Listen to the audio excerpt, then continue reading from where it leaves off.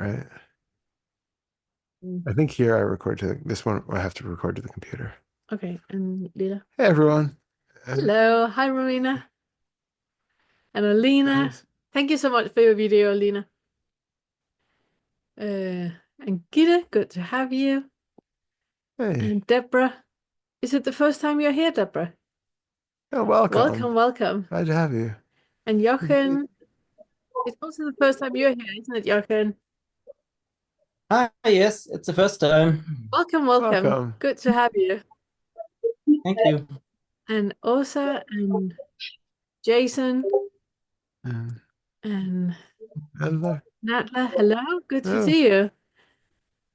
and Rich. And Rich, Oh, so happy you're glad you here. could make it. Happy you made it. Hi, thank you. Good, good. Yay, thanks. Nice to see you guys. Likewise. And Gitte and Phoebe, hello, Phoebe. And Åsa, hejsan. And Jason's here. He's And just non-visible. yeah, I did not recognize him on the photo. Yeah, yeah. Pictures are funny. Marianne, Hello. hello. Mhm.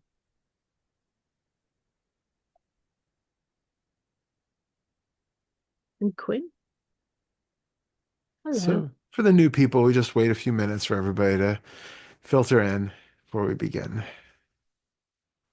Just make yourself comfortable. And Leela, good as always. Gorgeous as always. Hello.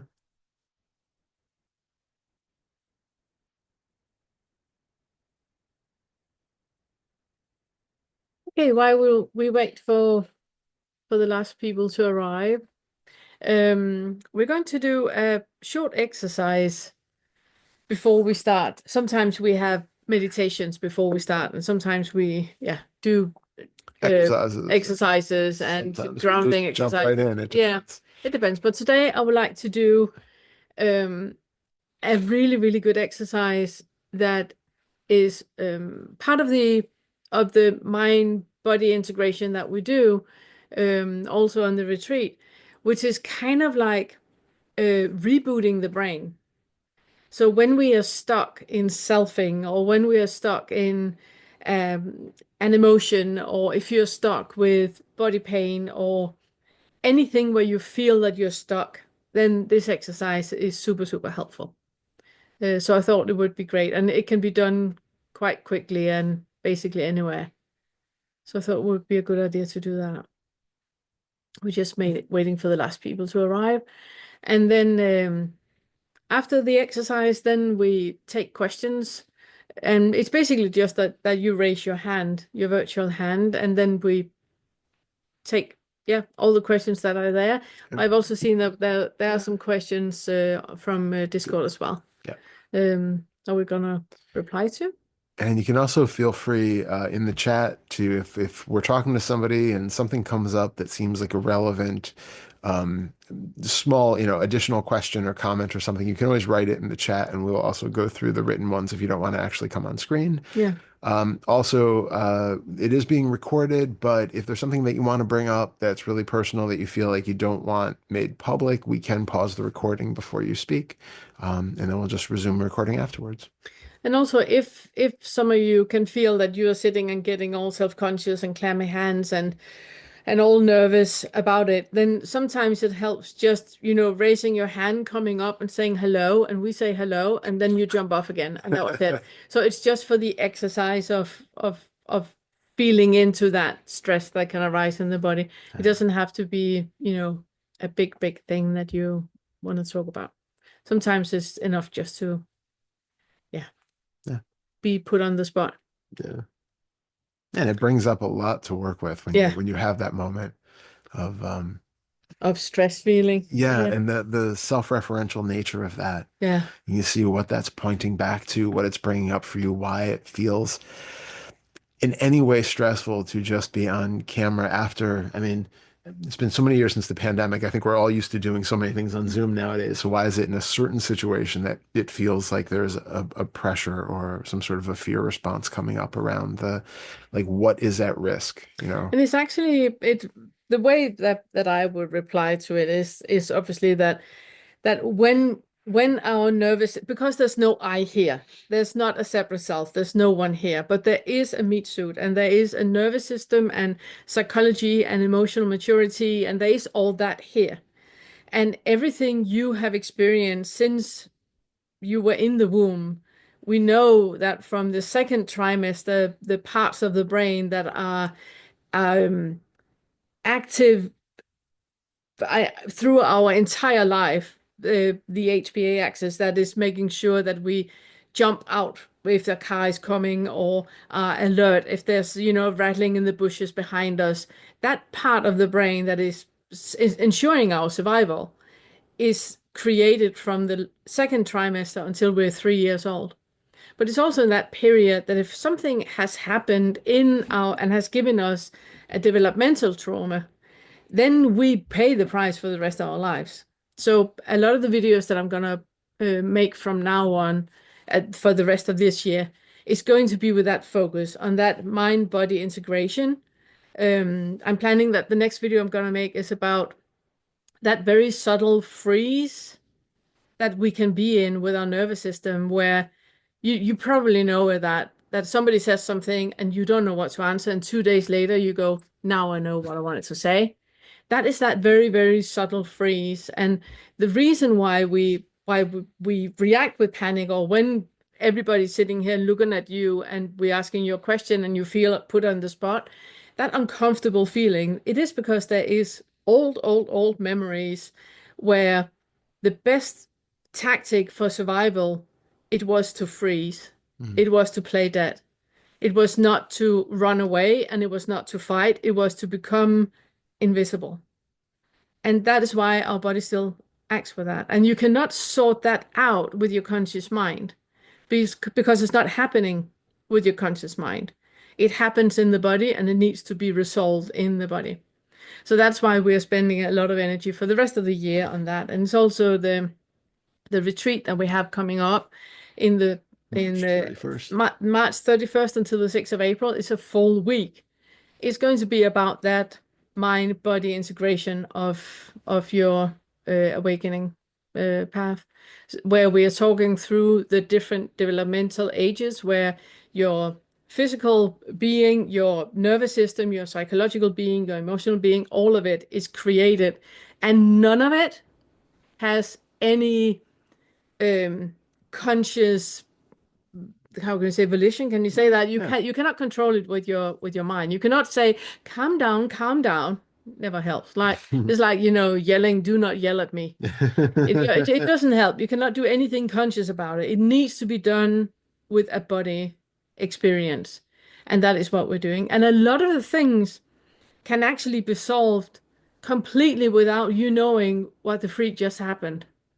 But you have been so uptight the entire day, and then you do an exercise, and then you're just calm, and you have no idea why. But it Mm. just calms because we are completely what do you call it? Circumventing? Yeah, circumventing the conscious part of it, uh, which is so bloody cool. Yeah. And we have a full retreat coming up. I'm sitting and creating the ebook for the retreat. So far, it looks like it's gonna be like 100 pages or something. And instead of me just sitting and being wise, and we're giving you all the material so you can read through it as well and have it for forever to look back to. I'm gonna come back to that in a moment. I just want to say that on Sunday, Yes. this coming Sunday at 11 o'clock AM a.m. ET, Eastern time. uh, Todd, he's gonna speak at POK. Do you want to talk about it? Yeah, sure. Yeah, I got invited to give a talk for one of the POK core sessions. So it's gonna be interesting. What seemed like a really good idea was to investigate or to talk about how to do inquiry in our daily life, integrating it into our normal way of living, to investigate all of the 10 fetters all the time, all throughout the day. And basically we're doing, speaking of retreats, a retreat on that, a 7-day retreat about that.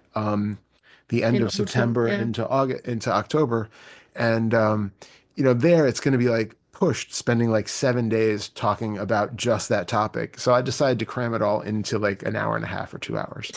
Um, And when we so practiced it last time, he didn't. I did. It was He like a didn't. solid 2 hours, and there was no time for Q&A or anything. So I'm still not exactly sure. There might be no Q&A component, but there's a lot of material to go through, and so I'm going to try to keep it condensed. But effectively, it's a really brief primer with a lot of hopefully helpful tips on Increase. how Yeah. to inquire into all of the 10 fetters. Any day, at any point throughout the day, so that you get used to integrating it into your daily life and not just keeping it relegated to when I'm just spending 20 minutes on a On a meditation cushion. Yeah. cushion, at a certain point of the day. So So how can people participate? that is tricky. If you're a member of POK, you have access already. If you're not a member of POK, oh, I just thank you. I just put the link in here and you can Okay. just go. You don't need to be a member. Amazing. Oh, That thank is you. wonderful. We Amazing. love you, Leela. Thank you Thank you, so Layla. much. It's super helpful. So Yeah, because to answer that question, click the link. there you go. I was told that people had to email Patty Levin, and there's a if you're on Discord under the official announcement section, I do have I mean POK is also a really great community for they have tons of different talks on lots of different topics within the awakening community, and they have lots of different meetings and groups. So, and it's all free. So if you want access to that, you can if you go in Discord, go to the official announcements that we have, the tab that we have in there. I've posted Patty Levin's email on that. And you just have to send her an email saying that you are part of the Awakening Curriculum group, the Discord group, and you would like entry access into POK. And they will put you on the list or however that works, I forget. And you'll have access to all of the POK stuff. So you'll get like a weekly newsletter that comes out with all their offerings and stuff. So or you could just click on that link if you just want to come to the talk on Sunday. But I do recommend signing up because there's also a whole Fetter group that meets on there. Pernilla's talked there a couple times, and Yeah. yeah. So Yeah. yeah, And Sander said that you could divide the talk into two parts. Yeah, absolutely. yeah. He's only divided for one. He's only invited for one time, and it's a bit. No, but if you have too much material, they will let you do two sessions, Oh, one and two. amazing. So just ask for it, Todd, instead of stressing yourself out. Thank you, Leah. It sounds good It might be a reasonable thing to consider because when we went it's through it, it was what 2.5 hours. no, I think I had it to like a 2 solid hours 2 and hours. 45. 2 hours. It was almost 3 hours. It's 2 hours. It kept going and going and going. But it's so good because it's like inquiries, and then there's so many things that come up, and yeah, that might be an idea that you should write to Tension. I mean, I feel like it's very last minute to do that, but we'll We see. can always ask. I can write to Chansha and Patty Because and say, talking about all 10 different ways of identifying in 2 hours and have practical, examples with it, and you experience as well, it is a lot. Yeah. Thank you, Yeah. Liz. Yeah, hopefully. And we also said like I could make it through all of that material, and then if they want to invite me back for a Q&A, we could also just do a straight Q&A session about it all afterwards. We'll see. We'll find out on Sunday what is gonna happen. Yeah. We'll find out. Next time we have our inquiry group is on the 18th of March. So remember to write that in your calendar. And then we have the retreat on the 31st to the 6th of April. And you can read more about the retreat and sign up for it and all that On on theawakeningcurriculum.com. All right. I think we've gotten all of that I think so. out of the way. So the exercise I would like for you to do with you, it's a bit, we're working on this as well at the retreat, but it's called EMDR. And EMDR is an exercise that you do normally when you have PTSD or you have CPTSD, so complex PTSD. And you normally work with a therapist about it, and there is like a process that you go through. But that rebooting of the brain you can do at any point. There's nothing magical or mystical or anything about that. It's simply that you're rebooting the brain. And the way that you do it is that you close your eyes, and then we look in the clockwise, and we look counterclockwise. We look from side to side, and we look up and down. So first, I would like for us to do this exercise where you just notice if you can look at 1 o'clock, 2 o'clock, 3 o'clock. And the way that you do when you have your closed eyes, it's not that you look up. If you can kind of imagine that you look past. So if you close your eyes and you look, for example, at 1 o'clock, then feel how your eyes is going up to 1 o'clock, and then imagine that you're looking past the 1 o'clock. And move your eyes to 2 o'clock. And it's not just moving the eyes to 2 o'clock. It's kind of like moving past the 2 o'clock. So you look through the 2 o'clock. And 3 o'clock. And 4. And 5. And 6. 7. 8. 9. 10. 11. And 12. And then you look from 9 to 3. And 3 to 9. And from 12 to 6. And from 6 to 12. And then you look at 11, 10, 9, 8, 7, 6, 5, 4, 3, 2, 1. And have your eyes looking straight ahead with closed eyes, and just sit and relax a bit in the muscles.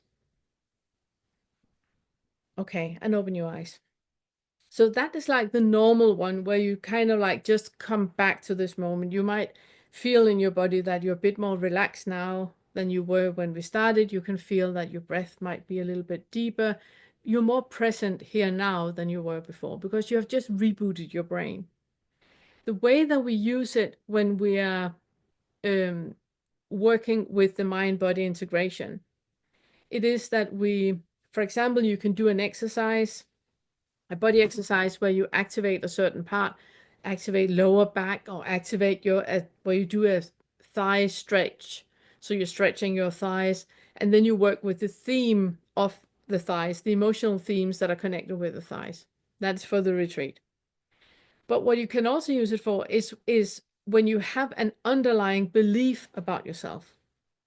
So what I would like for you to do now is to think, I am safe. I am safe.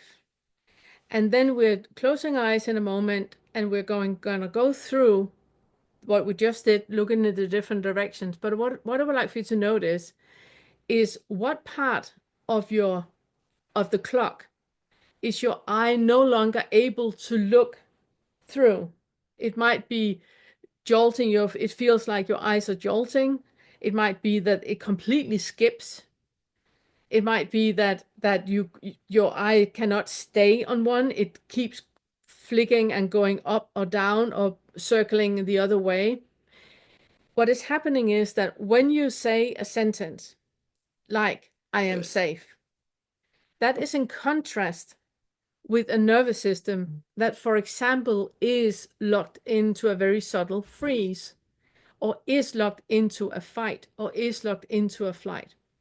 So when you have a sentence that is saying the opposite, the underlying belief is being challenged, and that is what you can feel with the way that your eyes are reacting.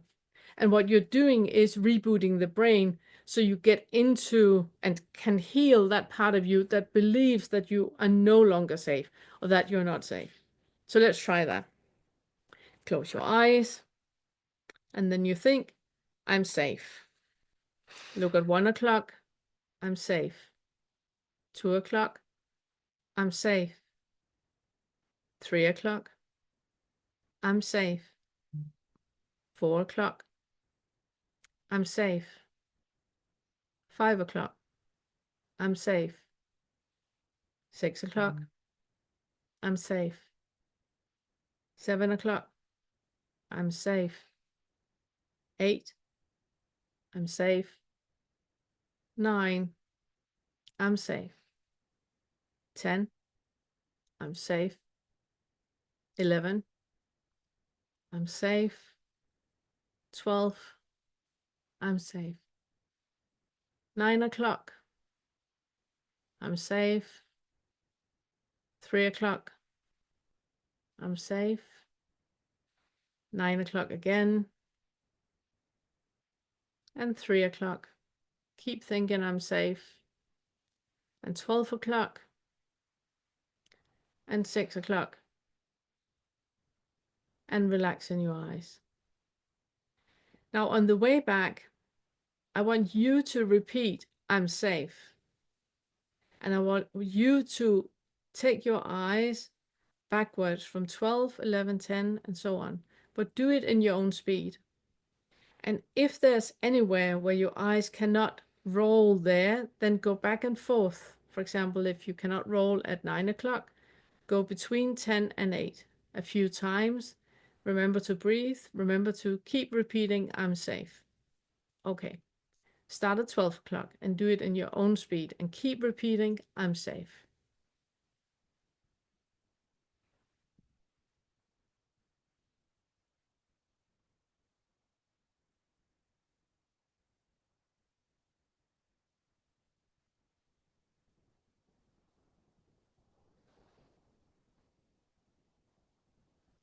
Okay, and when you get back to the beginning, now I want you to keep having your eyes closed, and then you take a quick turn clockwise and counterclockwise where you're thinking, I'm safe.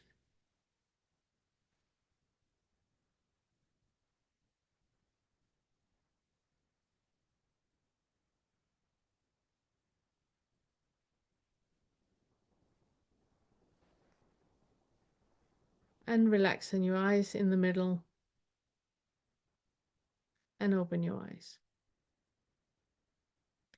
Now, I would like for you to continue playing with this. So, for example, you felt that when you did the eyes on your own and you were doing the quick clockwise and the quick counterclockwise, you might have felt that there was somewhere where your eyes went and had struggle coming back to the sequence that you were supposed to do.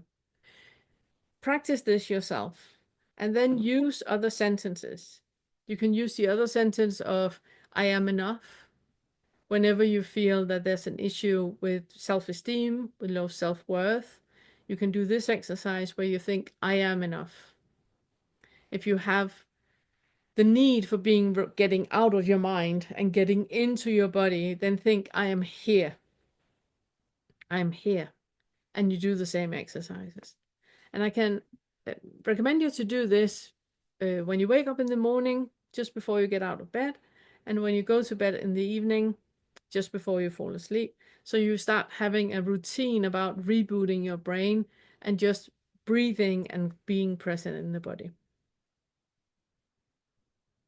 Yeah. Really good. Have fun with that. Okay. Yeah. All right. So we are now open for questions. You can feel free to raise your virtual hand and form a queue. We also have some on Discord that we can take while we're waiting for people to work up the courage. Also, thank you. Also, yeah, if you have a brief question that you would like to ask and you don't want to be actually on camera, again, you can write it in the chat. If it's a longer question that you want to ask and you don't want to be on camera, you can go to the Discord Q&A questions and write it in there, and we will also get it. So we're being like technologically advanced right now. Lots of options. Okay, while we're waiting for a hand, let's go to the Discord. Just put us in the spotlight. Hello, Daryl. Is able to make it today. Daryl, that's really nice. Oh, there you are. Hello, Daryl. Good to see you. Okay, and we have Deborah. Okay, perfect. You want to take her first? Yes. He got her quicker than I got to the. I know. Well done. Hello, Deborah. Hello. Hi. Good to see you. How are you? Thank you. Good. I've been kind of like lurking around the fetters for a couple of years now. In the beginning, I had some transitioning times where it was just like bliss, and I was getting used to the new way of kind of being like so much less reactive. It took me a while to kind of explore it and kind of feel like I wasn't going to lose it. Just getting more familiar with it. And I've been noticing, I mean, my life is really peaceful. I don't work. It's not like I really come up against very many kind of edges. And I notice when I do, I'm like shocked at the reaction in my body because really my reactivity is so low now to just kind of basic everyday life. But when I come up against something where I feel really like something triggers me, I'm kind of shocked by the reaction of it. So I'm thinking, I've been, looking over the fourth and fifth fetters, and I'm kind of playing with different ways of looking at it, like trying to find what's the edge of it, the gap. And then some of it, like if I just say, that's just a thought, like I don't want to bypass, right? Yeah, Like if exactly. something keeps showing up. So I'm trying to like fine tune and if you can point me to maybe some of the videos that you have. But yeah, I'm like just dabbling in how to use these. And I do have a little tendency of like trying to fix Mm. and I'm not enough. I want to be better and not have reactivity. And I'm trying to just absorb the fact that I love that you say this is my meat suit. I have reactions because this mind has lived in this reactive Mm. trained body for so many years. Yeah. So can sort of make that like my body's like my dog or something. Yeah, Like how yeah. Yeah. Yeah. A little pet we're taking care of. Yeah, yeah. Take him to the vet. Yeah. Yeah, I love that. I really, really love that you are noticing when reactivity happens. And the suggestion that I would have is that you just keep noticing the difference in when Janice is saying something and you have a reaction to it. Because you know that it's just a thought. There's something in your bubble of reality that has been activated when Janice said that she did. It's not about Janice at all. You know that. So what is it that is actually happening in your body? The fourth and the fifth feather is when we are diverting from what is happening in the body, because what is happening is so icky that we can't stay with it. So what we do is we divert and blame, shame, and complain about the others out there. It's not here, it's out there the issue is. So you being aware of that, it's beautiful. It's really, really beautiful. So just see if you can stay with that icky sensation in the body and notice what is actually happening right now. What is it right now that is so icky that I can't stay with it? If you feel misunderstood, let's say, or if you feel that you need to justify yourself, what is it right now that makes it impossible for you just to stay with this little pet, that has this icky sensation? Can you be the adult in the room and go like, it's okay, icky is okay. It's okay to feel icky. I know you want to add. You're Yeah, sitting, no, jumping. no, well, there were a couple things. I mean, I love that idea of the pet because like we can have that when we see like rescue dogs, for instance, we know that a dog can have like the conditioning leads to the behaviors of the dog. So we can have that kind of like wisdom and compassion for like a dog that was brought up in a really abusive, bad household. They're going to be reactive and scared and have this kind of behavior. And then you bring them into your house and you show them love and they can adapt and they can learn that things aren't the way that they thought they were, and they can have a new system of behavior now that's more appropriate to the house in a loving household as to one that's abusive. And the problem is that when we have the same kind of programming and conditioning, but we take it personally, that it's me who now reacts this way and who is this way because of blah, blah, blah. So if we can have that same kind of like compassionate, objective behavior objective view of the behavior that this particular organism exhibits the same way as we would a rescue dog that we took in, it puts us at a completely different starting Mm. point for how we actually start to approach it. I love So that. I really love that kind of metaphor. I'm curious too, like, okay, so the first thing when you had said, you don't have a lot of struggle in your life for the most part. And so then when things do pop up and they are very surprising, when it's like, ooh, that's a lot of reactivity to that. The first thing I'm wondering is if you're kind of in like a monastery situation where you're just not really being, encountering a lot of triggering material often. And when you do, that's really extreme. And then the second part of it that I want to ask is just, is there a commonality to the things that do seem to be triggering for you? Is there a common theme amongst it to the things that really tend to be reactive and set you off? Yeah, I definitely react to people who like talk at me. Mm. And I think the three times where I've felt that is I feel, yeah, like they're talking at me and it's different the way I think. So I feel like I have to defend myself. Mm. Um, yeah, I feel not seen and not heard and like I'm gonna be made wrong. Mm, excellent. Yeah, that is so Yeah. old. I mean, it's if we were raised in a vacuum and if we, came to the planet as adults, we probably wouldn't have those reactions because it's rare as adults that people are talking at us. Whereas as children, that is happening all the time. We are being minimized as human beings into like this blob that just needs to do right. So we are very often talked at us at. Um, and if you have experienced that growing up and there was an identification made with it, that there's something wrong with me, I need to adjust and adapt to be likable, then that becomes a survival mechanism. So your entire life are trying to be people pleasing and making sure that people likes you. So you're not becoming offensive in any way, and people are not talking at you in any way. Um, yeah. And So that, is it staying with the feeling then? Like if I start feeling that and I can feel what the heat, my heart might pound a little bit. So I'm like just holding that, like it's okay, it's okay. Yeah, and also just remember that people talking at you has nothing to do with you.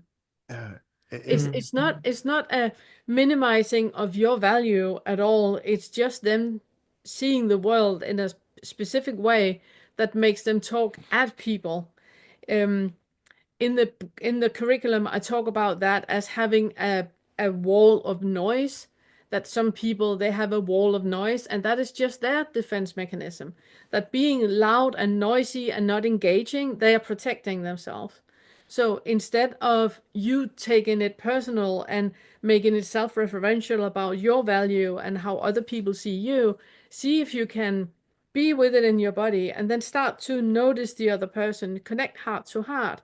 First of all with your heart, mhm. but then connecting with the other person that is so walled off that they cannot engage in a heart to heart connection. So they have to have this wall of noise between them and the other people because then they feel safe. They feel so vulnerable that they need to wall themselves in. Those are usually the people that talk at people. Hmm. Okay. Also important here that this is where the fifth fetter relates to the second fetter. Mm. Because, with the fifth fetter is just the inability to be with whatever is here in the moment. It's that resistance to what is.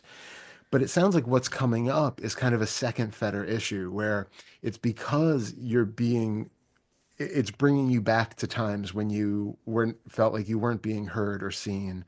And it's still that need for being seen. So like your the reactivity is just to like I that feeling that comes up when it triggers those old traumas in the body. So one thing you can do is just go back to the second fetter material of the reparenting and those things to work with seeing yourself, being here for yourself, proving to yourself that this is actually okay, that I have all of the compassion and the seeing me that I need, that everything that I need isn't coming from an external source. I've got my back. I'm right here. It's all okay. Then if, like Pernilla said, if you can recognize that the other person talking at you has nothing to do with you to begin with, but even, hopefully it doesn't trigger that same sort of response that then you have to be reactive in the fifth fetter way against. And um, if you can work with the second fetter aspect of it, then it puts us in a position where it's like, um, you can start to ask yourself also, is this true? Like when you're the initial thought that comes up is that, they're talking at me and so they don't see me. But that thought that they don't see me is only coming up because there is kind of a wound there about feeling not seen in the past. That's an assumption that's being overlaid on the actuality of this moment based off of, just your old past conditioning. So in order to recondition and change the way that you are viewing how somebody is when they're just talking for whatever reason, we don't know, like you said, it could be their defense mechanism. We don't know why people are doing what they do, but it gives us a good indication of how we perceive what they do and how we rationalize it has more to do with us than it does to them. And so it's just something for you to look more at for yourself. Okay, that's Yep, great. and Yeah, yeah, go I on. can feel it's so much less. Like I say, it feels big, but based on my like, yeah, just so little reactivity that it surprises me. But yeah, there is still something there. Obviously, if I get this like, and then it goes away pretty quickly, but it's still sort of like, that was surprising. Yeah. Yeah, that's super Send, helpful. yeah, send it love. See yourself the way that you really wanted them to see you and talk with you. Do that to you. You cannot, you have nothing to do with what is happening over there in them, but you can really see yourself and meet yourself. And if you have that ick in you or that tick in your heart, then have that, okay, I felt that. I noticed that. I saw that. I hear you. I'm here. I'm here. So you see you and you meet you with that heart to heart connection. So great. Thank you so much. I Thank you so appreciate it. much. Love it. Thank you. It's good to have you. Yeah, great to Yeah. be here. Thank you. Who's five? And we got There's Rich Rich. up next. Yes. Oh, right. Yeah, you gotta have There your we go. camera on, and let me try you now at Spotlight. There we are. There we go. Oh, Hello. welcome. Good to meet you officially. Hi. How are you, Todd? Good. How are you? I'm great, thank you. It's been very nice communicating with you on email Yeah, and absolutely. Camilla in the YouTube comments. Good. So yeah, I've had quite an interesting, I'd say 4 years where I discovered non-duality, and then it's been videos and ebooks and all sorts of things like this. More recently, in the last 6 months, I've been trying to suppress thoughts. So perhaps I misunderstood some teaching, but the idea I got was that thoughts are all untrue. So a thought would arise and I'll just suppress it. A thought would arise and I'll just keep on pushing the thoughts. And just like neutralizing and I'll stop it. And I was concentrating on being aware. And this put me I was like really confused. And so then what happened was I had a call with Ilona from Liberation Unleashed. Yeah.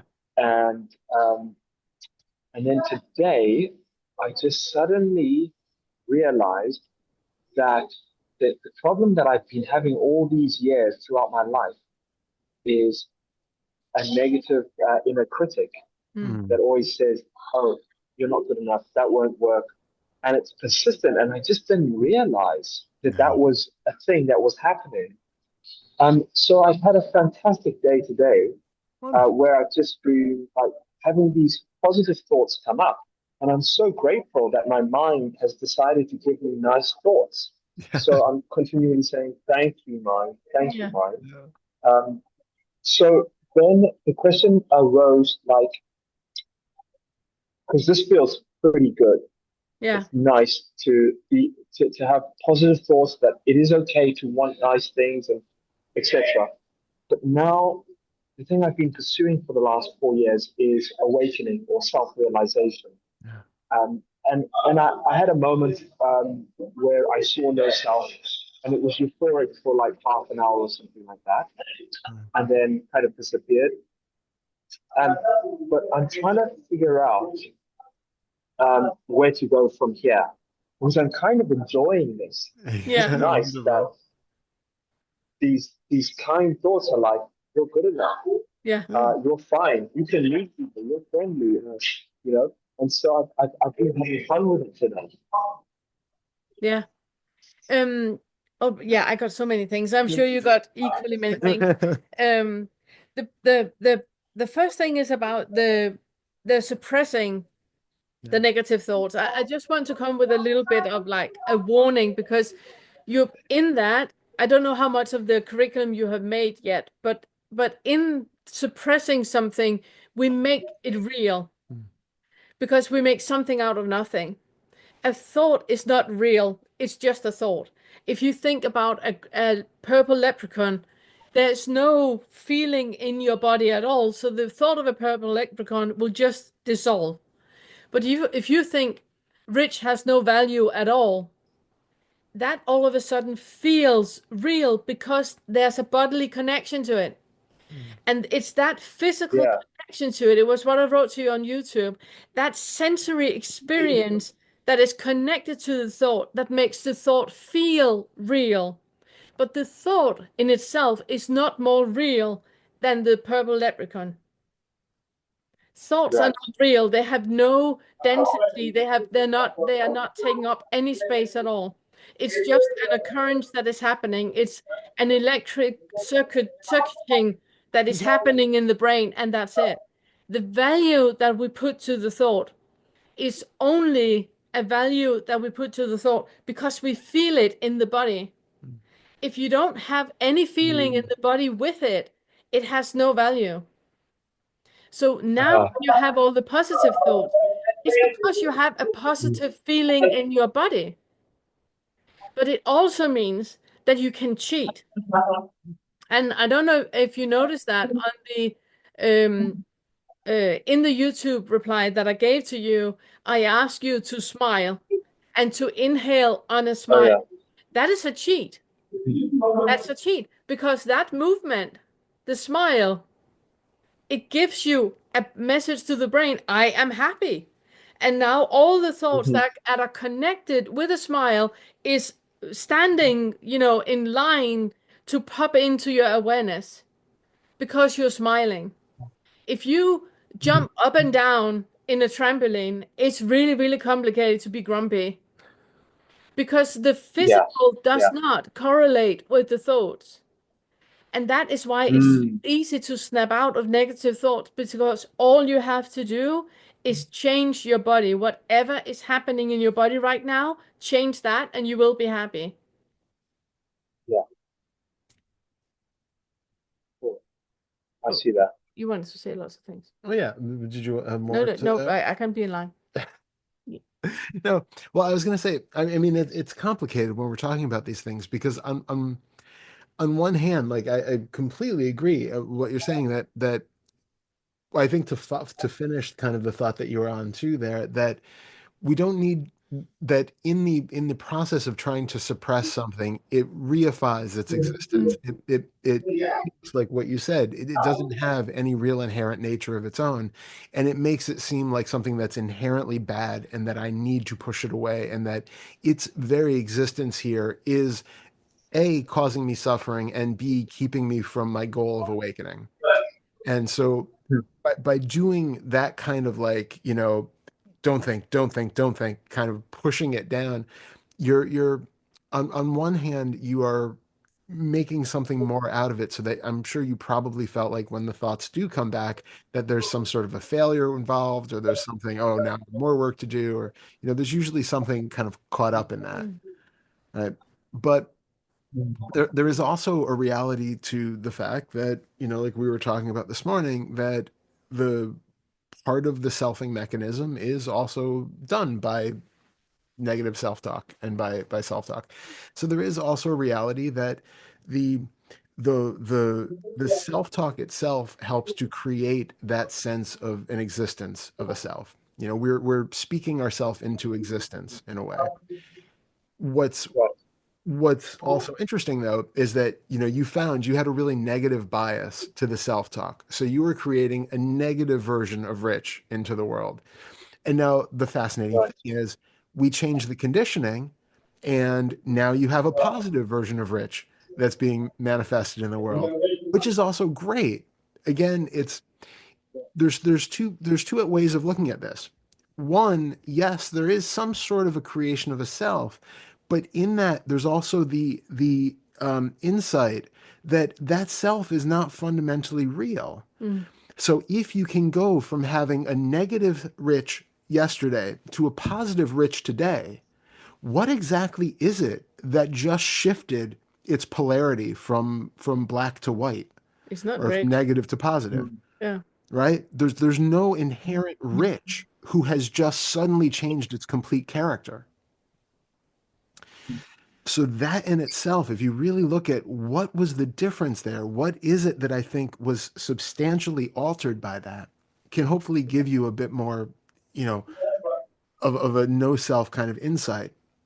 The other aspect of that, though, is like I was saying to Deborah about, you know, a dog having been a product of its conditioning and us too, that the reason why negative Rich has been thought into the world was because of all of the conditioning that has been part of this body mind organism for however many years, you know, growing up. Now, what you're doing is effectively by having these positive thoughts going in, you're reconditioning the system because even when there's no self there, the brain is still functioning. All of the way that you're experiencing the world and viewing the world, it's not ever going to be a completely filter-free, open, objective experience of a world. It is still based on conditioning. So it's still useful to do the kind of second Fetter reconditioning Mm. work to have it so that the inherent belief in the negative, all of the negative aspects of the personality and, you know, all of those negative thoughts, they no longer have any hooks to in them. There's no longer any belief in those because you can see through the fact that this was just something that was learned early in life and was a mistake, you know, and a mistaken belief that has been continued for decades. You start to entertain the opposite for a while, like you're doing, and be like, oh, actually, I'm fine. This is good. I can make friends. Things are actually really good. Feel how positive that feels. And that is helping to recondition that system and change the basic behavior of it, while also, hopefully, like I said, giving you the insight that there is no inherent Rich there who is always one way or the other. You know, like, that is such a potent in to see that there is no inherent reality to that self structure. Does that make sense? Absolutely. Yeah, it does. I guess the thought that was arising was that at the end of the day, happiness is the goal. Like we all want to be happy Yeah. and feel good. Right? And it seems like self-realization or seeing no self is is like one of the best situations a person can find himself in, Yeah. where they're liberated from the self. So now I've seen that there's no inherent self. Mm. I'm aware of that, right? Yeah. I know that words are just flowing out of this mouth from who knows where. Thoughts are just coming. The whole body is automatically breathing and living and doing its whole thing. Yeah. But it doesn't stop the thoughts Hmm. from arising that bind me to believing that there is a self. Yeah, that's why I feel the feelings, the ups and downs. So, what would you say is the next step to getting from where I am, I'll say, to Yeah, to you might want to answer that. I just want to come with little bit of a warning, and it's when you say that the goal is happiness, that is an impossible bar to put down. You cannot always be happy. You need to allow the moment to be as it is, and you need to allow whatever is arising in the moment to be as it is. When you have a Sure. standard and or an expectation, I rather want to say a standard. If you have a standard saying, I want to be happy, first of all, it's impossible because it's so vague. You know, there's not a standard. It's not like I have smiled 10 minutes today, which means I am happy. 9 minutes I'm not. 11 minutes I'm very happy. You haven't got a bar for happiness, which means that it is unachievable because it's too vague. That's one thing. The other thing is that you're actually not in the moment. In the moment, you cannot be happy or sad. You can just be. Happy and sad only exist in comparison with something else, with its opposite, which means that you're back in mind and you're back into time where you're comparing to a past or comparing to a future. In this moment right now, you just are. And you cannot be happy or sad. You cannot be um, scared or feeling low self-worth or anything like that, feeling guilty or anything. That can only happen in a space where you compare with something else. If you have a thought about I have a low self-worth, you're comparing to something else.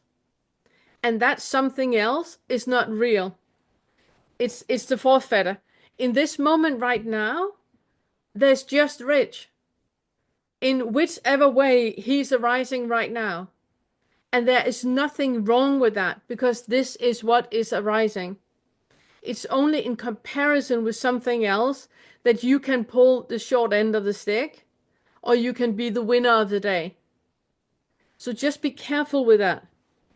Keep coming back to this moment right now and notice what is here, like I wrote to you on YouTube. Notice what is here in your sensory experience. How does it feel to look at what you look at? Not what you think about it, but how does it feel in your eyes to look at a flower? How does it feel to smell what you smell? How does it feel to be in your body right now? How does your breath feel? That is the only thing you can do to get back to this moment where you're not thinking about this moment. So it's not what you think about how this rose smells, it's just how it smells.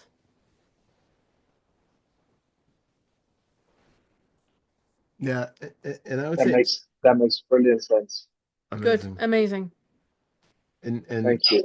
I would just add quickly to the, you asked where you are right now. It's the breaking down, like you had said earlier, it's breaking down the belief in the thought or the identification with the thought by continually investigating when that thought comes up that feels like it's a negative, believable, possibly true thought about Rich that's, in some way problematic. First off, drop into the body and feel that haptic feedback, that feeling of sensation in the body that is giving that thought some sort of feeling of truth. And start to feel like the first thing is kind of what, like, if you can name the emotion first, then it gives you a little bit more grasp of what you're experiencing. So you have a thought about Rich that seems like, really negative. Drop into the body, get a sense of what that emotion feels like, and put a label on it first to see, okay, well, this is actually like sadness. It feels like, it's the same kind of sadness that has come up every time I feel like I'm not good enough at doing something or whatever it is. So now you have a foothold on what you're actually experiencing. It's not just a thought that's general and plaguing you that you can't, some boogeyman in the corner. Now you feel it and you go, okay, so this is sadness that I'm working with now. Now you can take the label of sadness off of it because now you've put some sort of contextualization around it. You know what it is. Now you can see, okay, I have a thought that I'm not going to be good at, making friends and, I'm going to be alone for the rest of my life. So now I have this like fear thought that comes up or a sadness thought, a loneliness thought. I know what that is. Now isolate it into its parts. I see a visual image of myself being alone at 70 years old. You know, if that was what the thought was. I hear an auditory version of my voice saying, oh, you're always going to be alone. Nobody's going to hang out with you, whatever it is. And I feel in the body this feeling of fear or sadness or loneliness. Now you take the label off of that and then just be with the sensation in the belly. Just be with the sensation in the chest or wherever it shows up in the body and see if you can hold all of these parts in isolation. That there is a mental image, there is a mental sound, and there is sensation arising in the body. And that the mind is binding these together into one experience called a problematic, negative, pessimistic thought that bothers me.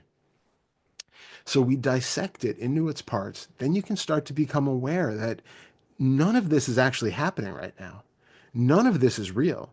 The most real that it is that you feel a sensation in your stomach that you can't even really label as anything else. That it's just a fleeting moment of sensation in the stomach. Well, why is that a problem? You can isolate it from that way, and you can work at it to deconstruct the belief in these thoughts. But you can also go the second Fetter route of saying, okay, so clearly I have some sort of an issue around sadness, loneliness, belief in low self-esteem or something like that.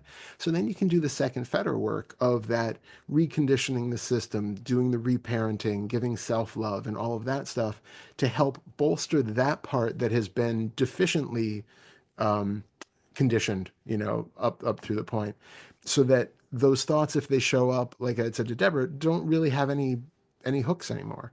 It doesn't matter if you do have, you know, they probably won't be coming up as much, but even if you do have a moment of that, it doesn't have the same pull because it's not touching that same feeling of emptiness or sadness or, you know, whatever that's being triggered. Mm. Does that help? Yeah, absolutely. Brilliant. Thank you All very right. much, Todd. Amazing. That's great.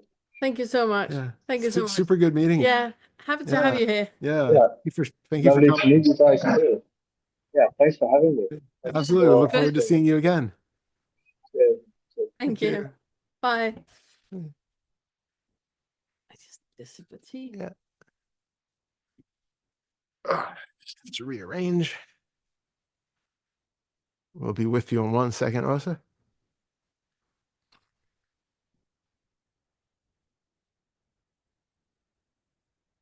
Okay. That's it.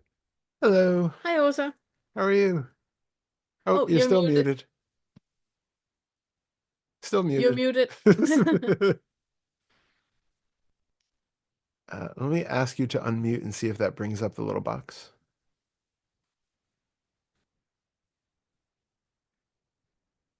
Oh, Yeah, there you go. You There got we it. go. Hi. Hello. Hello. Yes, I'm continuing questioning about these themes that's already been brought up. And I'd like to focus on resistance. Because my life right now is really challenging in many ways, and it's been so for some time now. And I experience you more hard times I have, you more resistance to do good things. Yeah. Things that I need, like meditating, taking care of myself, and things like that. And then I know that's the way I need to do. I need to be more kind to myself, and I have recently discovered that I have this very, very, very strong inner critic that also comments on my, you could say, failure to take care of myself and to do these things that I need to do. Yeah. And then I even have a bigger resistance, and I divert even more. Yeah. I get in this loop. I feel this pressure on me to do good stuff that I can't get myself to do because I feel rebellious towards that that part of myself just pointing the finger at me all the time. And it's really interesting this you said, you started by saying it must be resolved in the body. And I tried to it's really time for me to do this now. This is the time in my life I have to do this now. So I know it, and I'd like to do it. But the resistance is so big. Even when, and EMDR, I've done it before. I hate it. It's the worst. I used to, oh, you can do it in the morning, and Nope. It's terrible. So the first thing I want to tell you is that none of this is none of your fault. No. It's none of your fault. Things are happening and your brain is giving you signals to negative thoughts.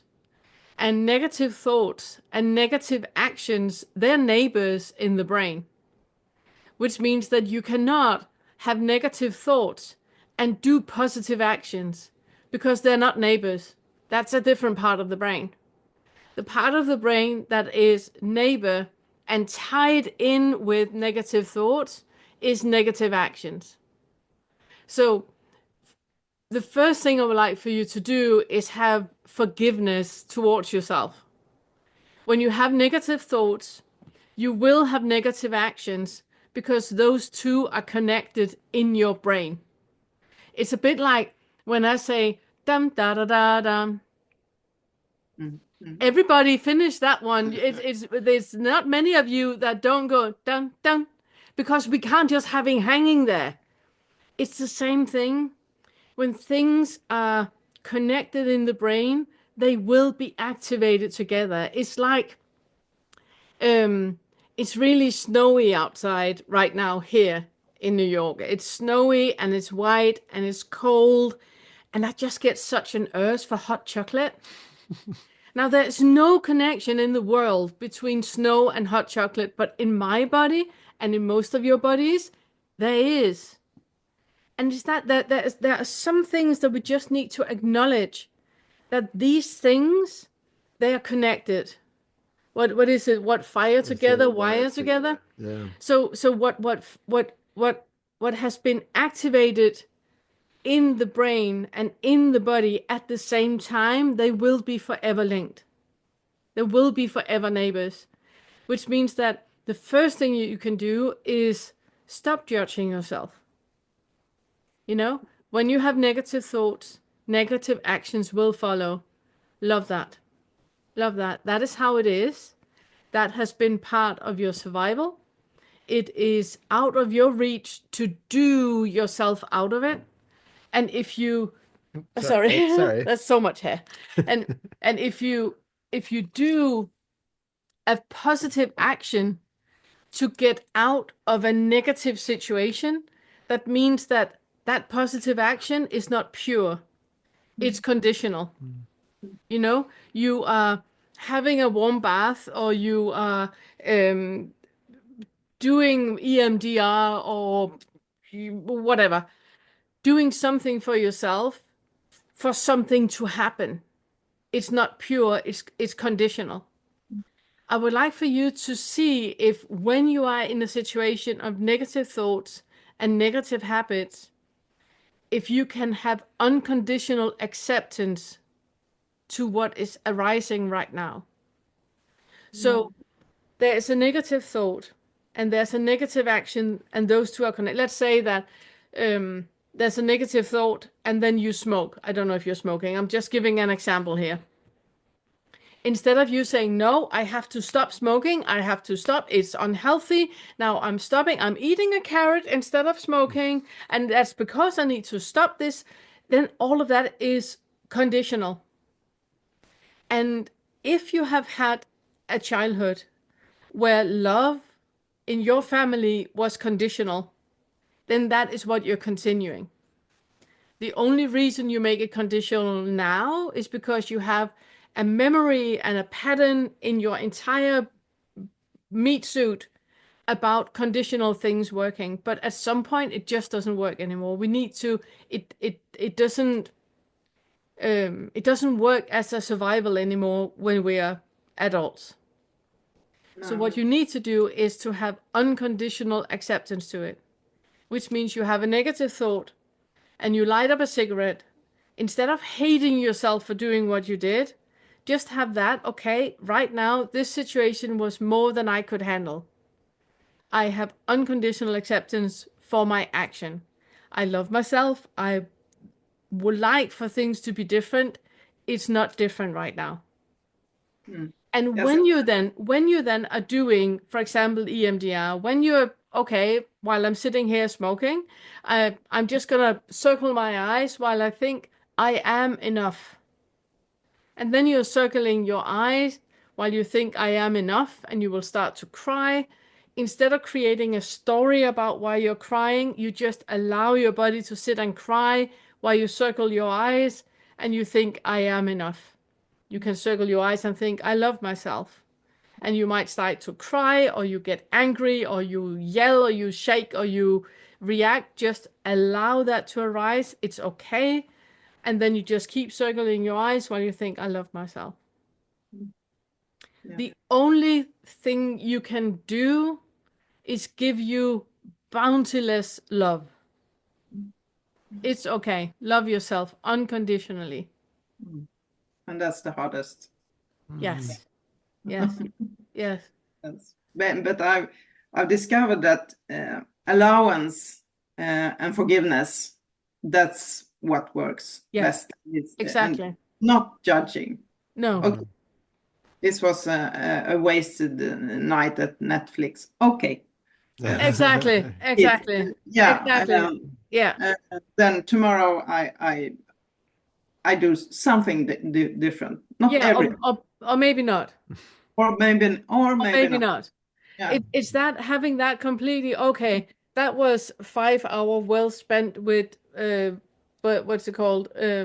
Game of Thrones. That was 5 hours well spent with that. Okay. I thought I was gonna go for a long walk and write the next bestseller, but here we go. And then just have love for that. It's okay. It's okay. Yes, because what's The happened, suffering is in the judgment.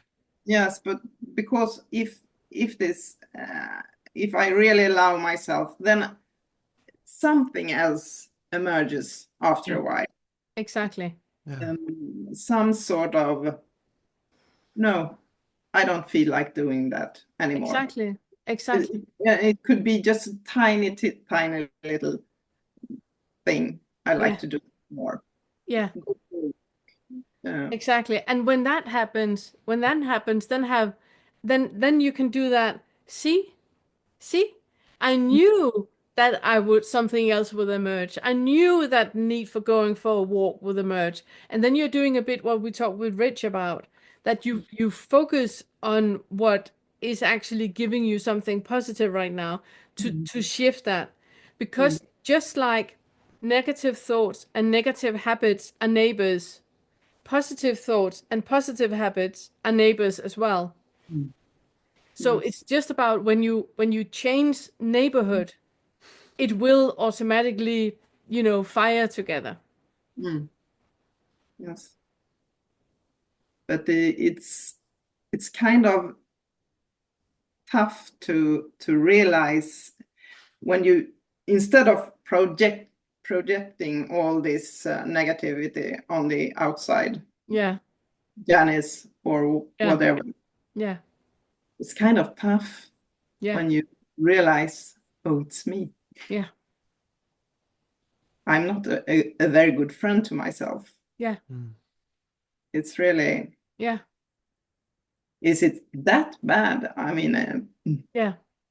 But then can you acknowledge that and see that you are a bad friend to yourself without judging yourself of it? Can you see that this is just part of the causes and conditions? Yes. You were never taught to be a loving, kind, compassionate friend toward yourself. You didn't have a role model teaching you how to do it. You need to do that all on your own from scratch. And it's Yes. okay to have setbacks in it. It is a reprogramming that you're doing. And it is okay. You cannot learn something that you have never been taught how to do. Mm. You need to, we only, it's one of the things that I usually get me so unpopular when I say that, but you can only become mom and dad. You cannot become anything else because they are the ones you copied even before you had a conscious self.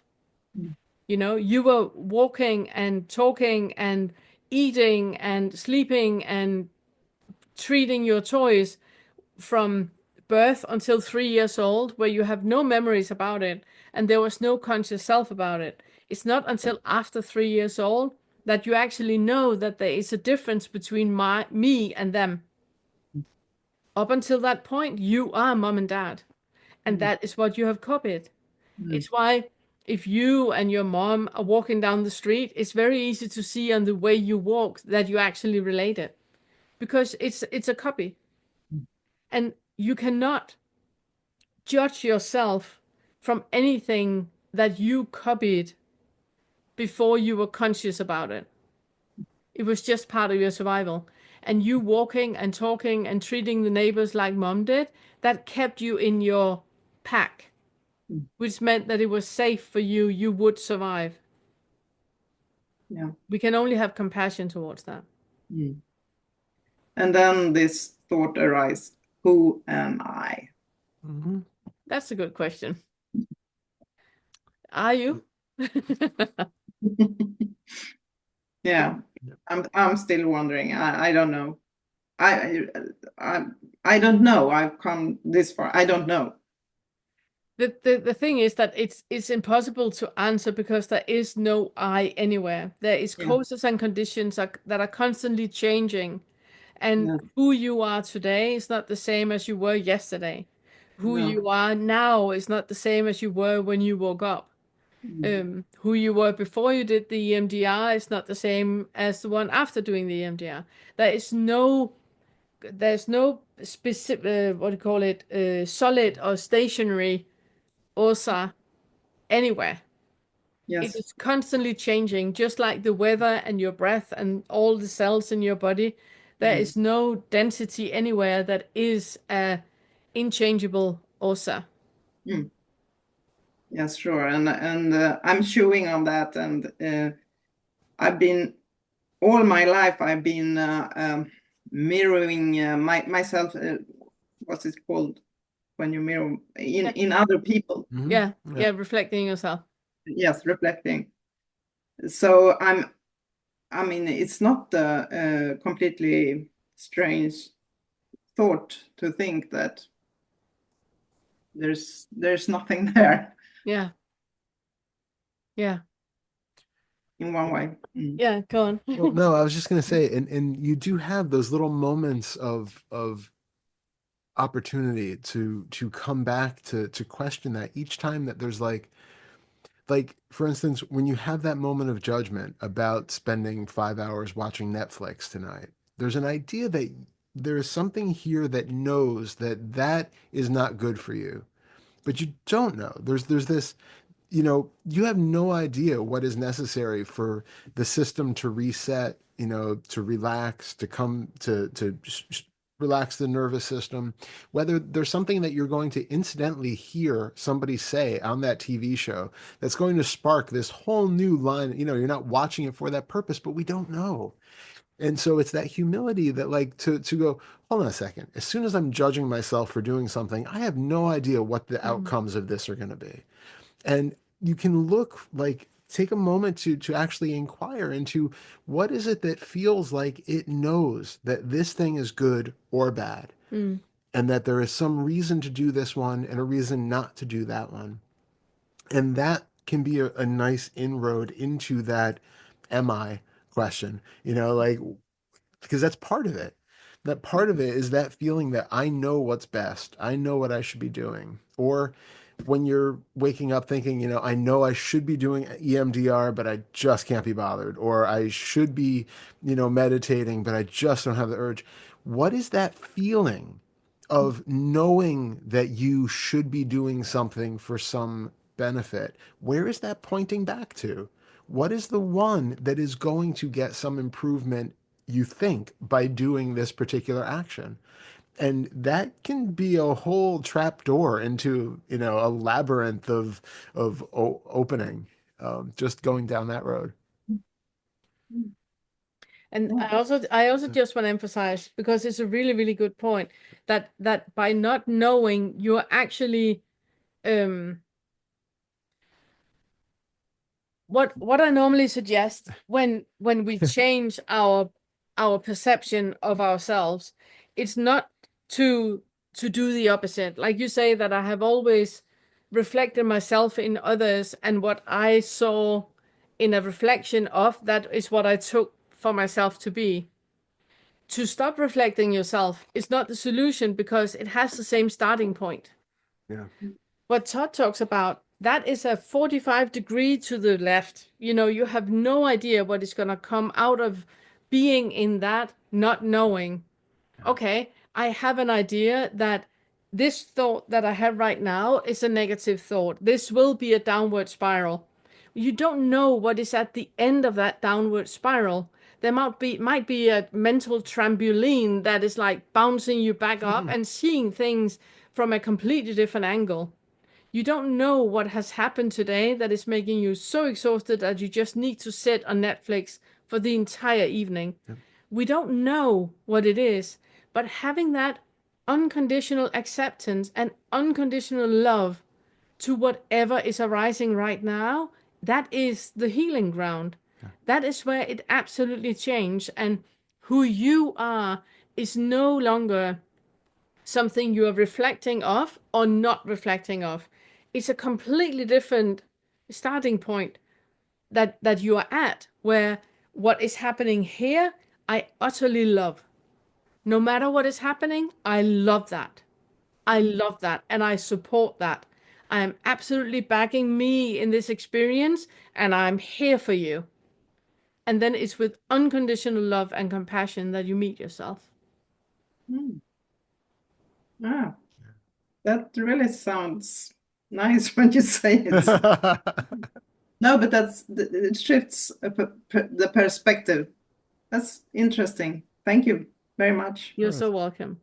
It's great seeing you. Yeah, good seeing you. Okay. There was just Yeah,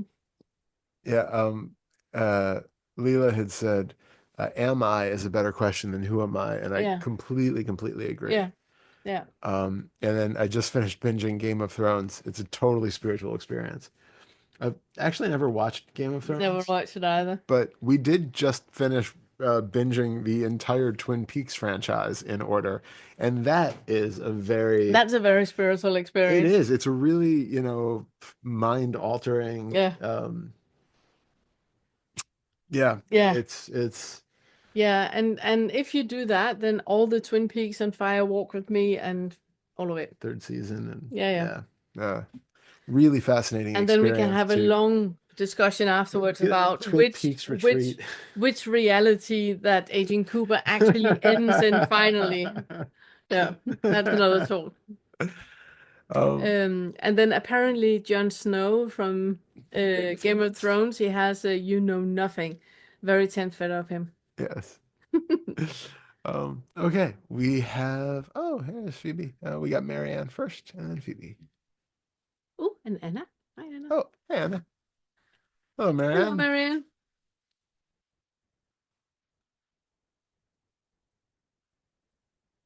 Oh, we need to So- unmute. Doot. See if that helps. Yeah, there we go. Okay. Hello. It's strange. I keep hitting the microphone and it just doesn't Yeah. it doesn't do anything. There we go. But first of all, I want to say thank you so much for sending me away with that piece of music that Leela brought up last time we met. Oh. Because I was having that anger. Mhm. And oh my gosh, it was exhausting. You know, Yeah. I exhausted myself, and then I went and took a shower, and I think I took a nap. So thank you Wonderful. very much. So welcome. Um, anyway, this morning I'm really struggling with everything that's going on in the outside world. I keep reacting to that now. And I think that's part of what I was reacting to last time with the anger. But I just, and I don't know, do I just not ever look at the news? Ever, ever, ever. This morning I picked up my phone and it was like right in my face again. And I just, I don't know what to do with it, other than dance it out physically, and the irony is these days usually happen after I have a really good day the day before. Yeah. So I had a great day yesterday. I watched a couple of the lessons from the first Fetter, and I finally was like, wow, I am so much more than this. I really felt that.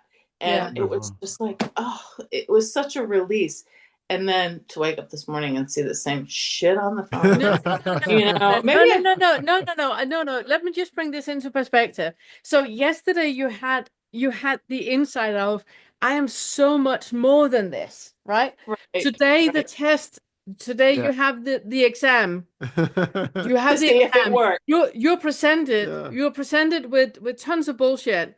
You can choose to jump on the bandwagon, and you can choose to have that.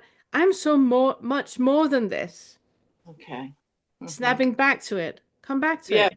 Right. And how exactly are you helping on the world situation by stumping about in your little home and being miffed? Exactly. You're so much more than this. Stay in that. Stay in Okay. that expansiveness, because it's the expansiveness that is healing the world. You do not heal the world with your anger. You heal Right. the world with the expansiveness. And I'm not asking you to bypass or to gaslight or anything like that. If you feel angry, hit a pillow,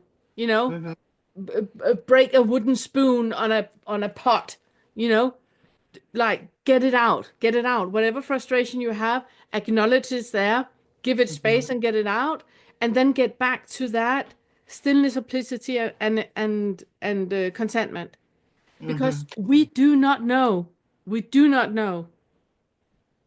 I'm not saying that I'm a fan of racism and misogyny and fascism at all. I'm not pro that at all. I'm just saying that my rage and anger is not doing any good. Me being equanimous, Yeah. me being equanimous and hosting a meeting like this where we talk and lift the entire spirit of everybody here, and you go out and being some small sun rays in the world, that has a difference.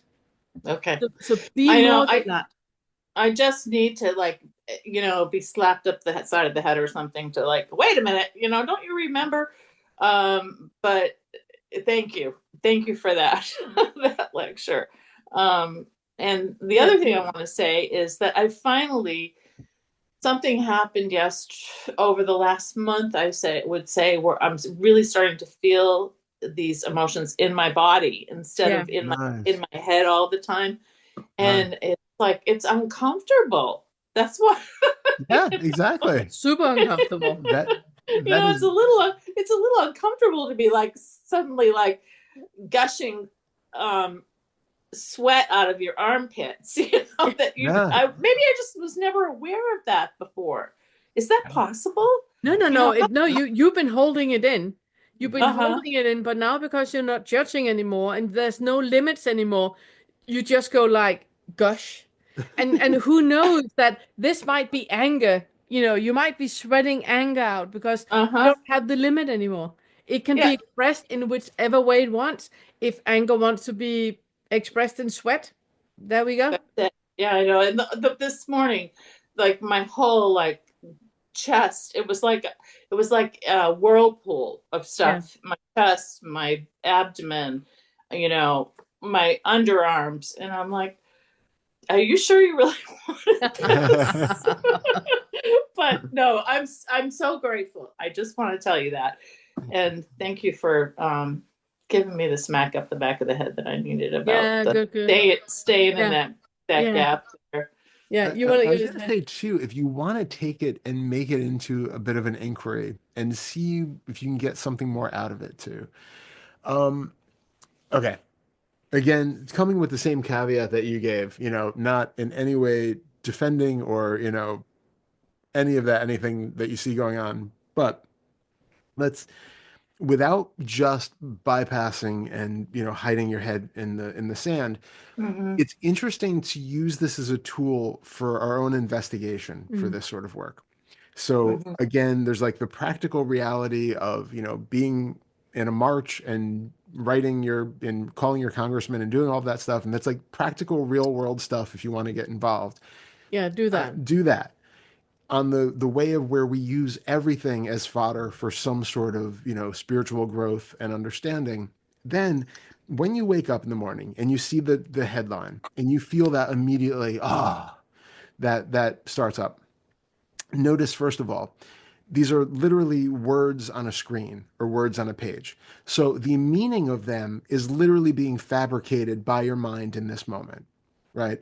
There's an understanding of what those little, black ink smudges or pixels on a screen are making.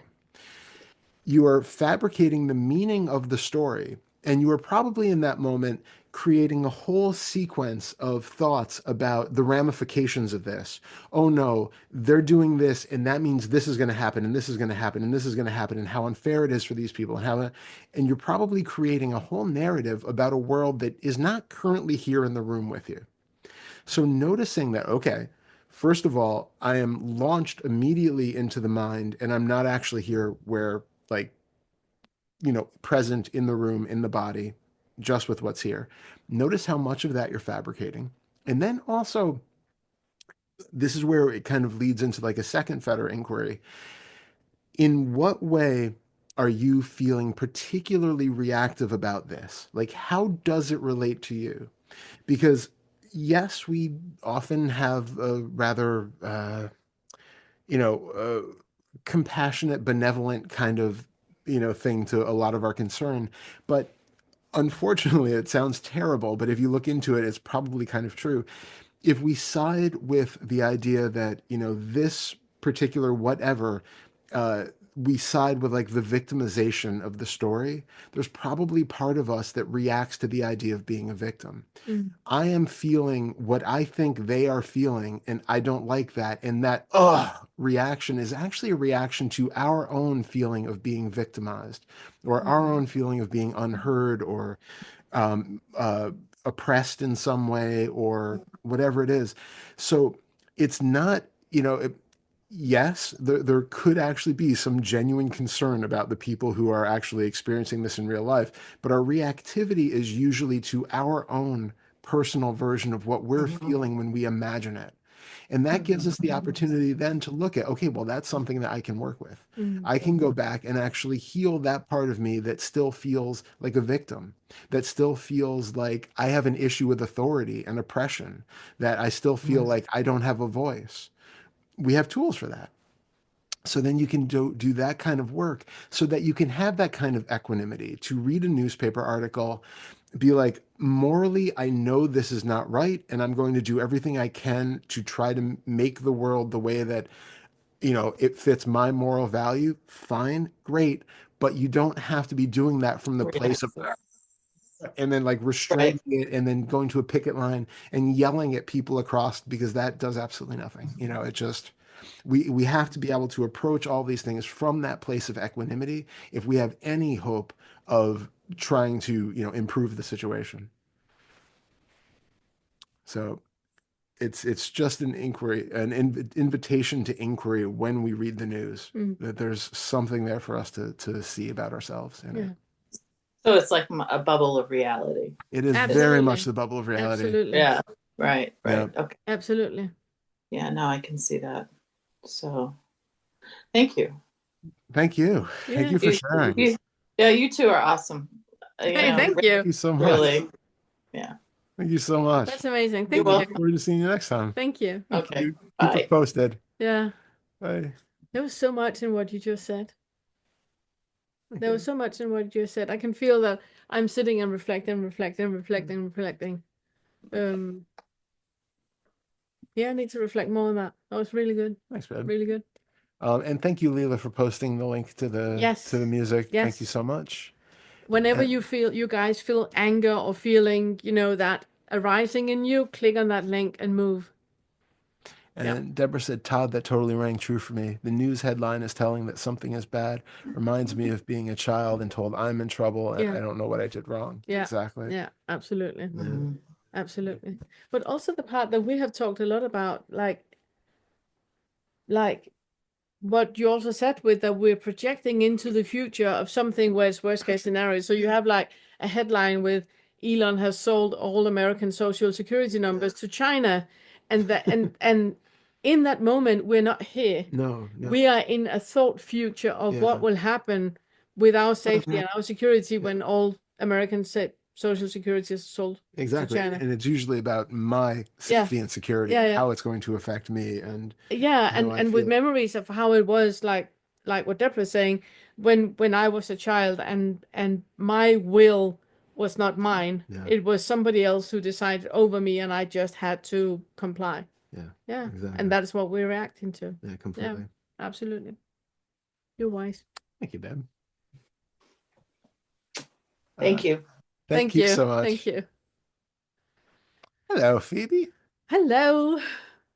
Hello. How you been? Good to see you. I can't believe I'm speaking up here.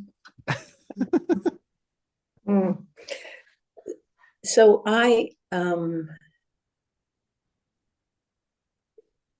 anyway, I'm just had a wonderful weekend, but stirred up a lot.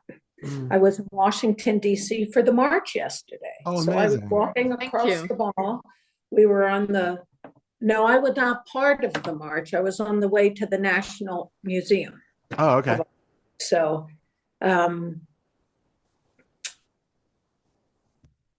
but I was with my oldest nephew, and he, Sunday night, he was asking me about what had happened in our childhood because he's the next generation.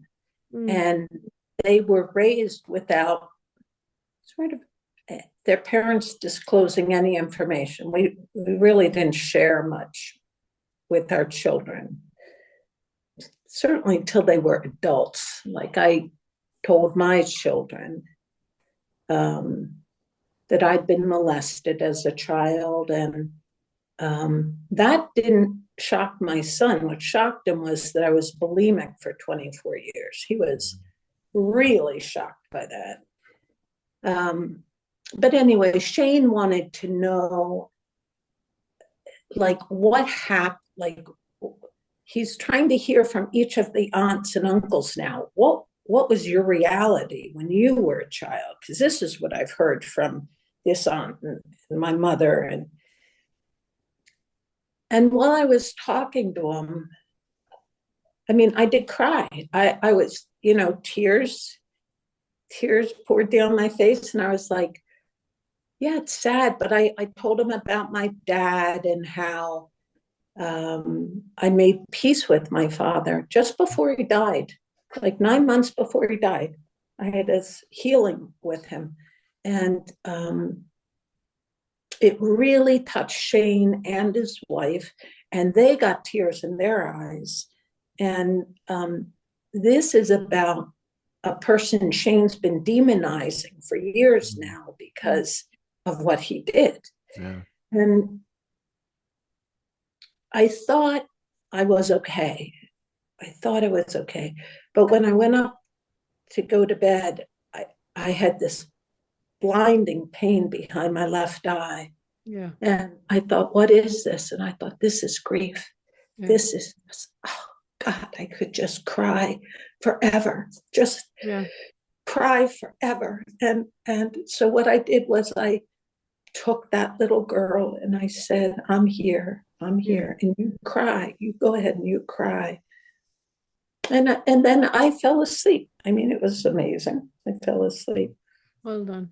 Beautiful. But then when I came home yesterday evening, my partner drove down to Philadelphia and picked me up at the train station and brought me home. And I knew he wanted to have sex because John loves me.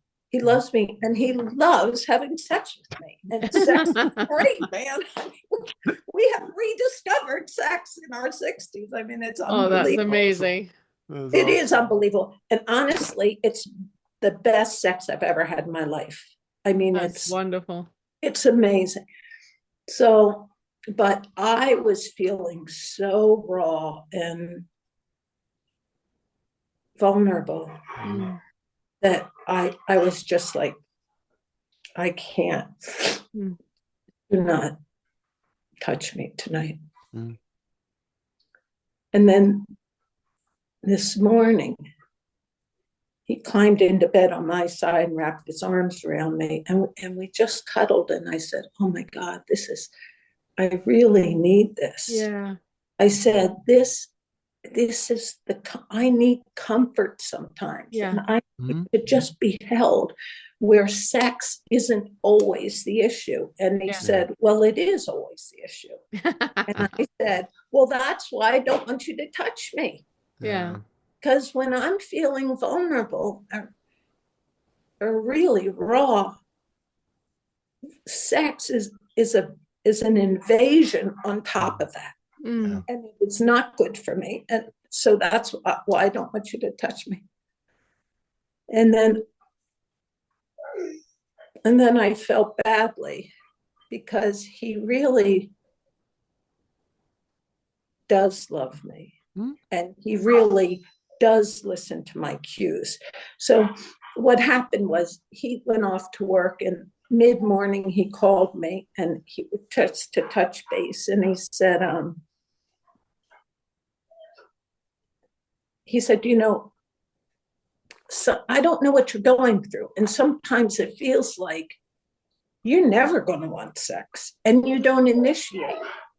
So, and then you don't talk to me. You don't tell me where you are. So I said, it's a very good point. So those are, I know, Frankie, but I am okay, Frank.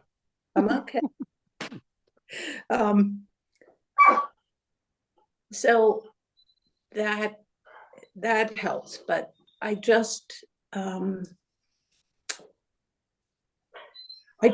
think wanting to come on today and say, trying to heal from this early childhood trauma, it's really hard. Yeah. It's really, so is painting though. Like painting, trying to learn oil paint. This is really hard. Yeah. And so I can look at it in the same way and say, yeah, it's okay, it's hard. Yeah. But you want to be a good oil painter. So keep doing it. It's also, yes, it's hard. It's like walking around with deep traumas in our lives, and we are suppressing is hard. And really opening up for everything and feeling what has happened is hard. Pick your heart. Right. Both are hard. Both are hard. And the other thing I just want to say is that because we hear that a lot, that men they just want sex, and they don't have that feeling of intimacy. But I actually think it's part of the way that men were raised, that they have never been taught that they can have feelings in their bodies, that they just feel. Men were never taught that it's okay to feel. Sex is okay, but feeling is not okay. So the only way they can feel is by having sex. So it's something that men need to teach themselves. And if you're in a relationship with a woman, or if you're in a relationship with somebody that knows that you can actually feel in your body without sex, then practice that. But it is something that a lot of men need to learn, that feeling is okay. having feelings and emotions and just allowing them to be, not resolute and not divert and not anything, but just sit with it. Just sit with it, like you did with the suddenly the body just started to cry, and you just allowed the body to cry, and you were just sitting with that. That is something that men needs to teach themselves. We have a head start because women are taught it's okay. Women are emotional and we have feelings and women cry all the time and all of that. Well, yeah, that's actually quite a gift to be able to feel our body and to feel something beneath the neck, you know. For a lot of men, it's just head on a stick and genitals. You know, there's not much else. So, Yeah. so yeah. Yeah, no, please keep going. No. I just had a follow-up question. I was No, completely, yeah. so I think that is one of the things that it's a teaching moment for John. You know, it's a teaching moment for him that you say, I don't feel like sex, but please hold me, please caress me, and you can get hard if you want to. We're not having sex. I want all the love, your toes snuggling my toes. I want your fingers to snuggling my fingers. I want your arms around me. I want to feel the hair on your arms and the warmth from your body, and you can get hard if you want to. We're not having sex. So he can practice too how it feels to have a body, how it feels to be physically connected with another person without, genitals. There's nothing wrong with sex at all. I hope all of you hear what I'm saying. Yeah. Yeah. That's, it was like I was really proud of myself saying to him this morning, yeah, you're right. I will really look at initiating. Yeah. Like I will really start looking at, Yeah, me and also if you have experienced sexual molestation, it's really important on that this also goes out for anyone who has experienced rape or anything like that. It's really important to remember that was not sex. That was not sex. right. What you're experiencing with your husband, that's sex, or with your boyfriend, that's sex. But when you are with consent going in to having sex and snuggling and sex and genitals and whatever you want to do, all of that, that is a choice. That is something you do with consent and that you go into, and that you can practice to initiate. But again, it's you feeling your body, and where there's not a focus on the genitals, but on the physical experience with a hand touching a hand. So it's that intimacy, that you're opening up to, feeling with your body, with your physical body, how it feels to be intimate with another body. So it's not so much the copulation, it's not so much the penetration, it's all the other stuff that's important with it. And that you can initiate, I mean, in Tesco. Well, I was going to tell you that last night I was holding hands with you in bed, Pernilla. Oh, I just, because I just said, I just imagined just holding your hand, and I just felt comfort. And your hands are super soft, by the way. I don't know how, but your hands are like super soft. Probably smaller than you expect, but very soft.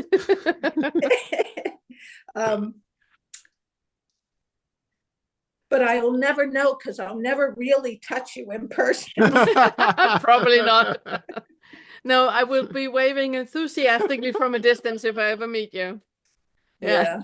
But I just, what I needed to just put this, I needed to just be vulnerable somewhere. Yeah. And thank you for that. And you're welcome. I'm happy to hold hands whenever, and that goes for everybody here. I'm happy to hold hands virtually in your mind whenever.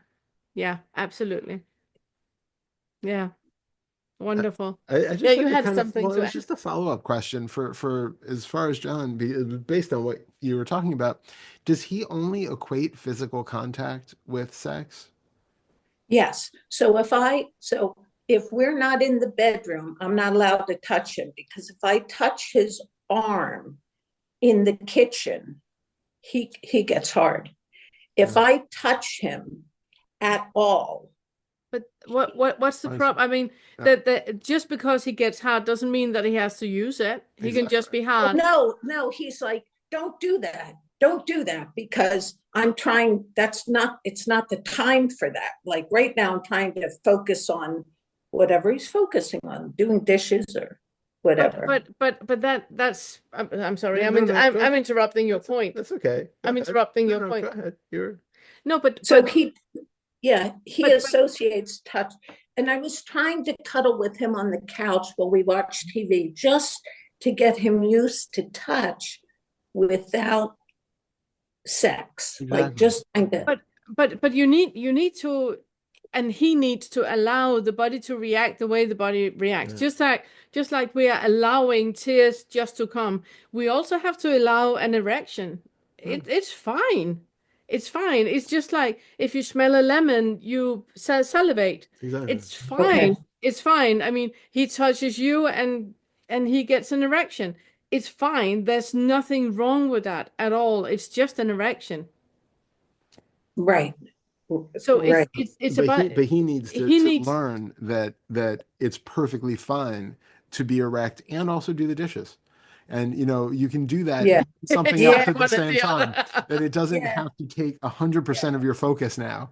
Like he's not it's tough because he's not here, obviously. It would be great to have a session where we could, dive into all of these things with him and He would die. of course, but I think that's the thing is he has to find a way that he's comfortable with to recognize that a biological reaction in the body doesn't mean what he thinks it means. It doesn't mean anything. It doesn't exactly. He's taking it that because he gets an erection, he is like sexually involved with something, and that's why, it's not the right place. I'm in the kitchen, I'm trying to make dinner, it's not the right time or place.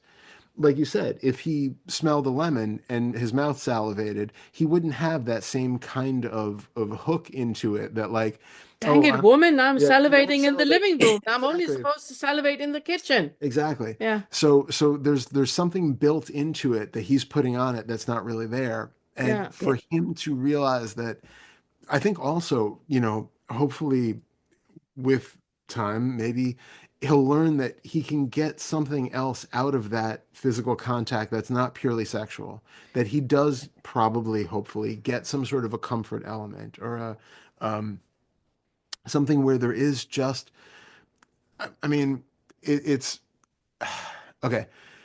Weird questions are popping up, but it's like, well, I mean, for a lot of guys, I think probably a lot of women too, but I know I can only speak from the male perspective on this. Any physical contact at times can be, well, because erections happen with not just with sexual contact, but with relaxation.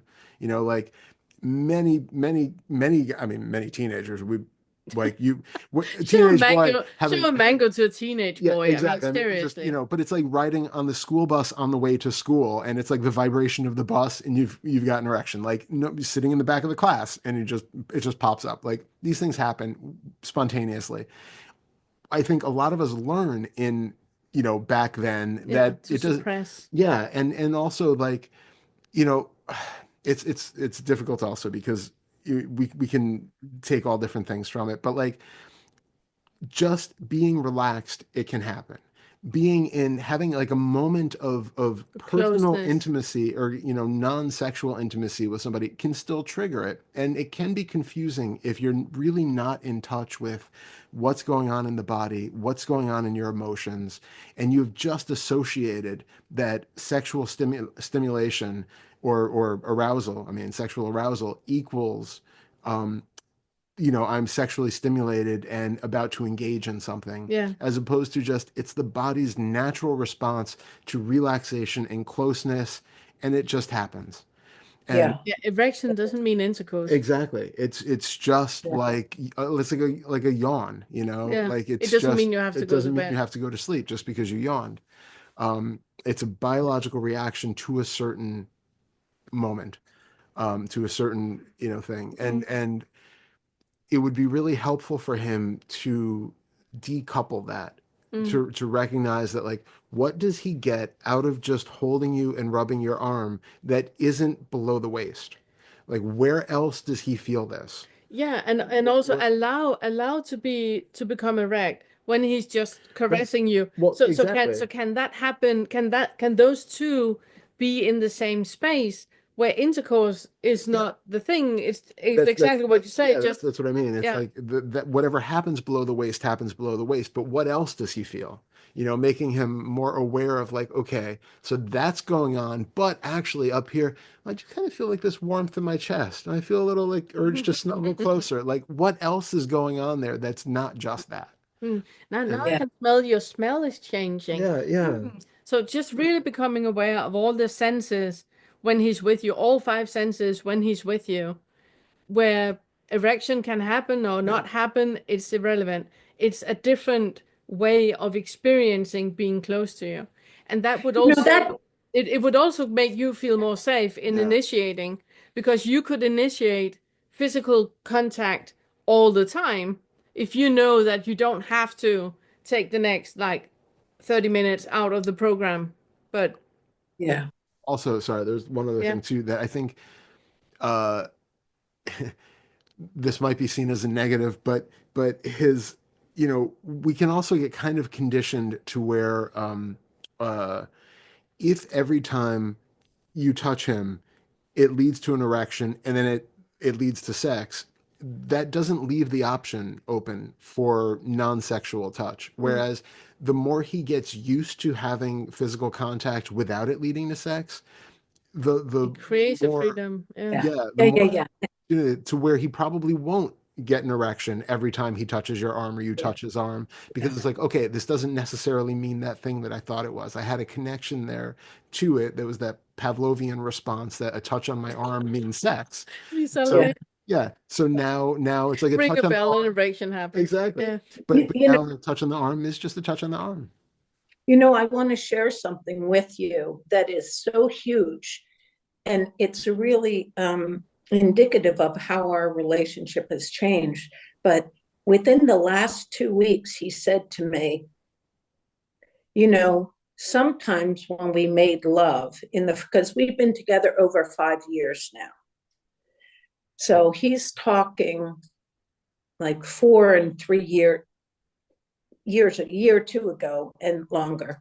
He said, after we'd have sex, I just needed distance from you. And what I said to him was, well, it may have been because I was so clingy afterwards and needing your approval, looking for your approval, needing your approval. And now I just don't care. I just Wonderful. That's wonderful. But it's also going to create a different dimension of the relationship, that there's no clinginess or no seeking for approval or anything that can only happen within that time frame of sex intercourse happening. But that can happen at any point during the day, because there's no rule about that an erection needs to lead to intercourse.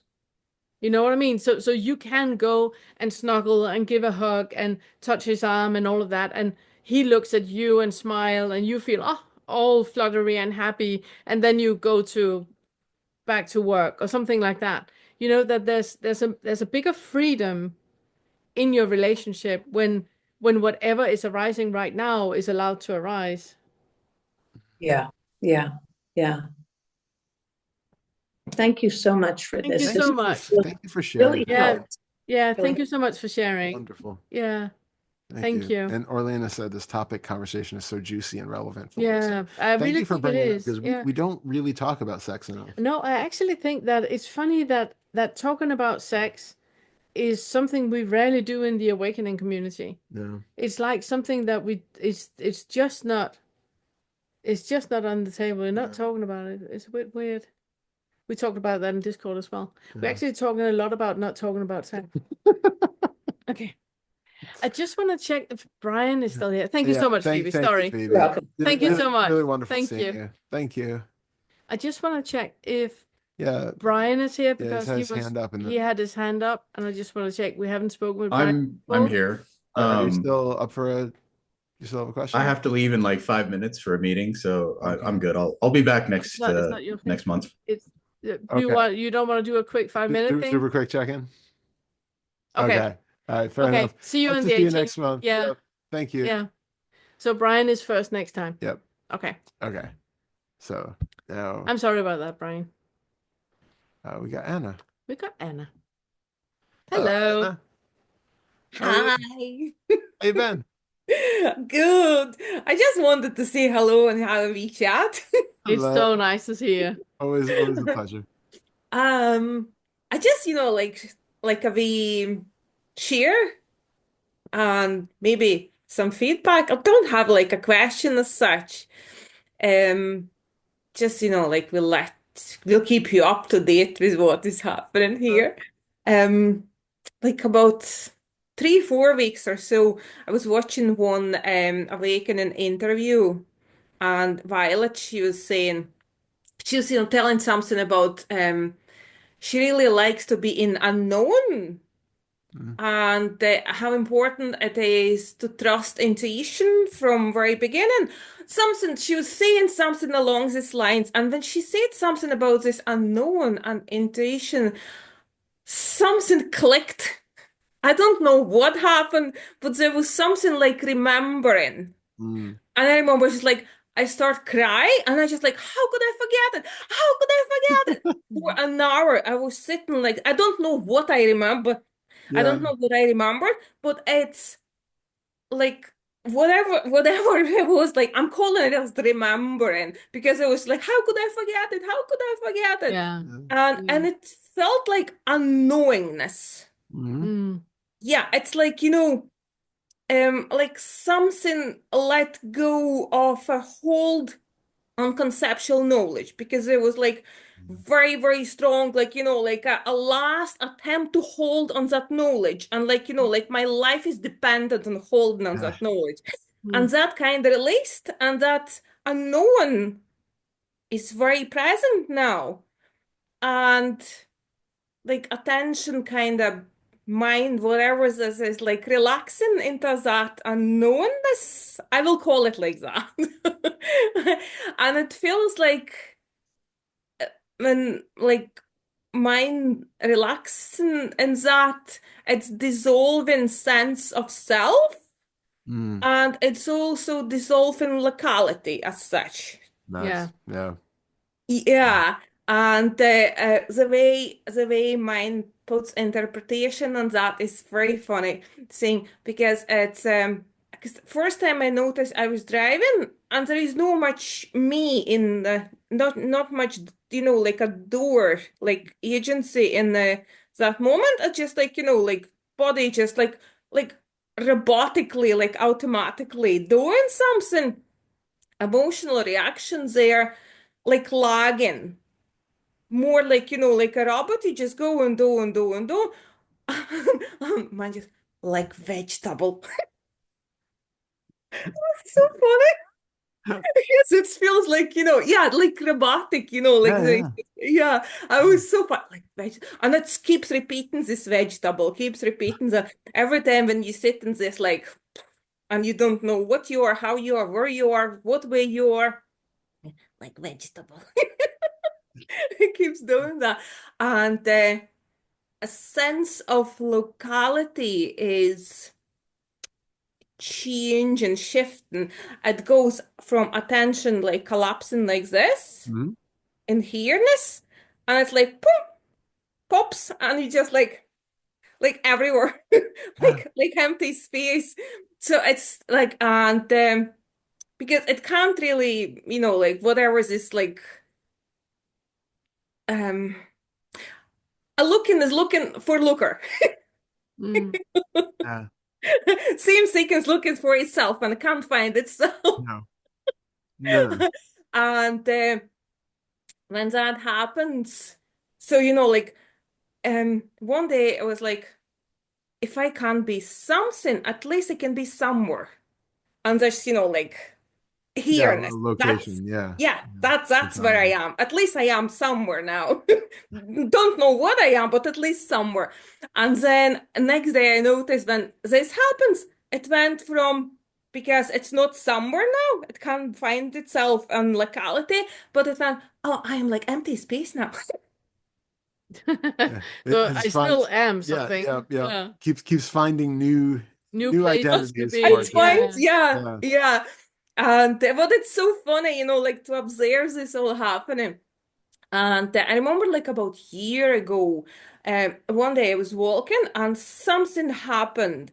It felt like mental orientation like stopped, and for a moment you don't know what you are, how you are, where you are, where you are. You just see like body just navigating itself. Yeah. Yeah. And that time I remember that fear kicked in, like and you're back into a driver's seat. And yes, I was walking and just like looking at the what happening. That's actually very like that. That's Yeah. actually it's very, very like that, like just body walking. Yep. Yeah, I was just like, Exactly. wow. Exactly. But because that's, that shifted so gradually and there was like Yeah. about a lot of emotional releases and everything, fear response not kicking in anymore because of that. Mm. Yeah.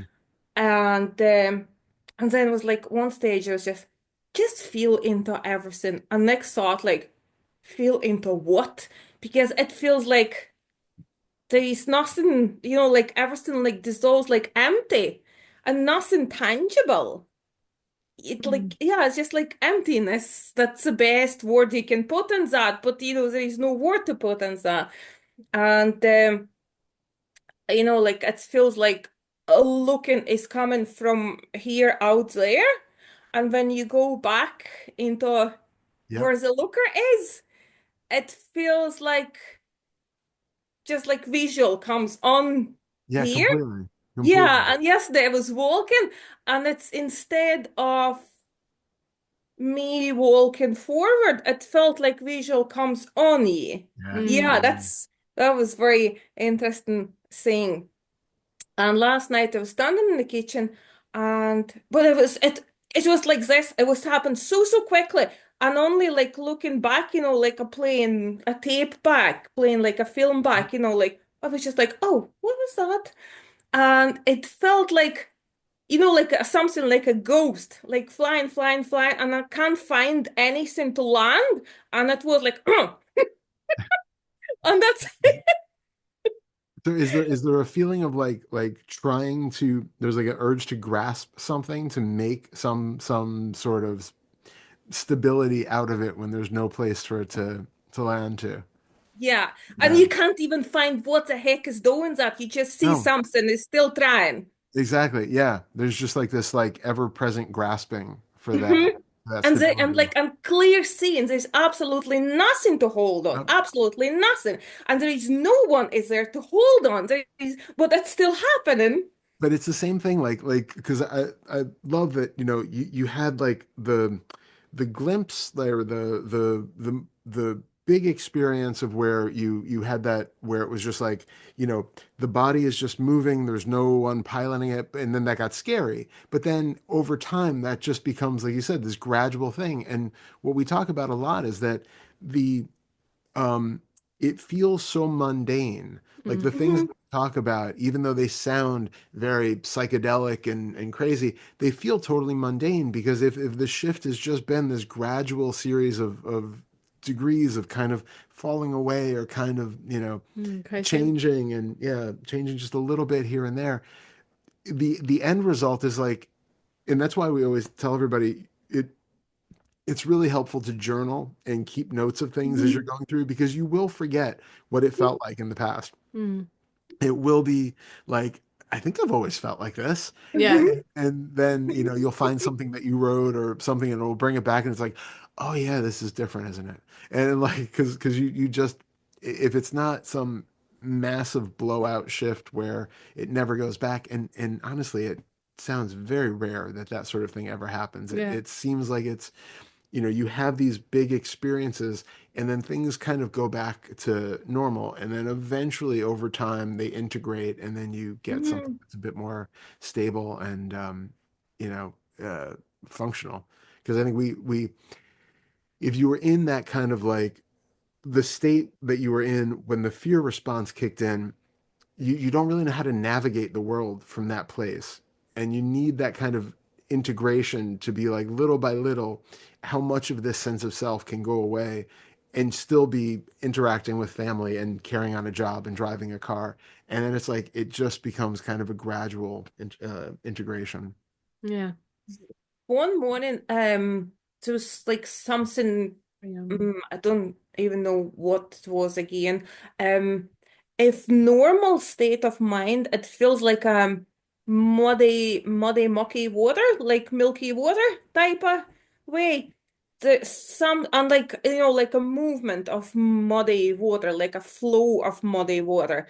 Then suddenly that changed into like a crystal clear standstill. Mm. It was just like completely different way Yeah. normally it feels here. And whatever happened, a body started to react with a strong fear response. But there Yeah. was no psychological, like emotional fear at all, completely Interesting. zero. So it Yeah. was just like noticing what is happening here and noticing how body is like physically reacting, like Yeah. different way, like heart is going, like Yep. breathing and like different cramps and different reactions. Yeah. But like only thing whether like this like self-doer agency was doing just trying to relax, like breathing, just settle down, breathing, so you're not getting kicked into that panic. But that's like yeah. And this like it hasn't been as clear as it stands still, but it feels at times like something like physically happening in the brain, like something is like literally like Yeah. shifting and doing something Yeah. on It body, is, like It is. because it It is. literally It is. literally is changing in the brain. The way that we perceive our reality and ourselves and everything around us, it is based on the brain. You can have electrical signals being put to your brain, and you will have completely different experiences. Like that God helmet, Yeah. Yeah. if Yeah. that is put on, they can activate parts of your brain, so you will feel so fearful, so anxious, and then they will activate another part of your brain, and you will feel bliss right away. mm, 5 seconds later, it's just bliss. It's only brain signals. It's nothing more. And it's also why we're trying to make it less magical and less and much more down to earth. That there is no big like, well, for some people there is, but for the majority of us, it's like a like you talk about, a very slowly seeing and integrating, and it's like a kaleidoscope. Like you make a very small turn on the kaleidoscope, and you don't really notice that the picture is changing just a tad, and you end mhm, up sitting with a completely different experience. mhm. But But it is literally brain chemistry. you see, like when that like something like feels like physically something happening in the head, like body again like reacting with that like physical fear response, but Yeah. it's just like a physical fear response. There is no. And that's Yeah. the thing.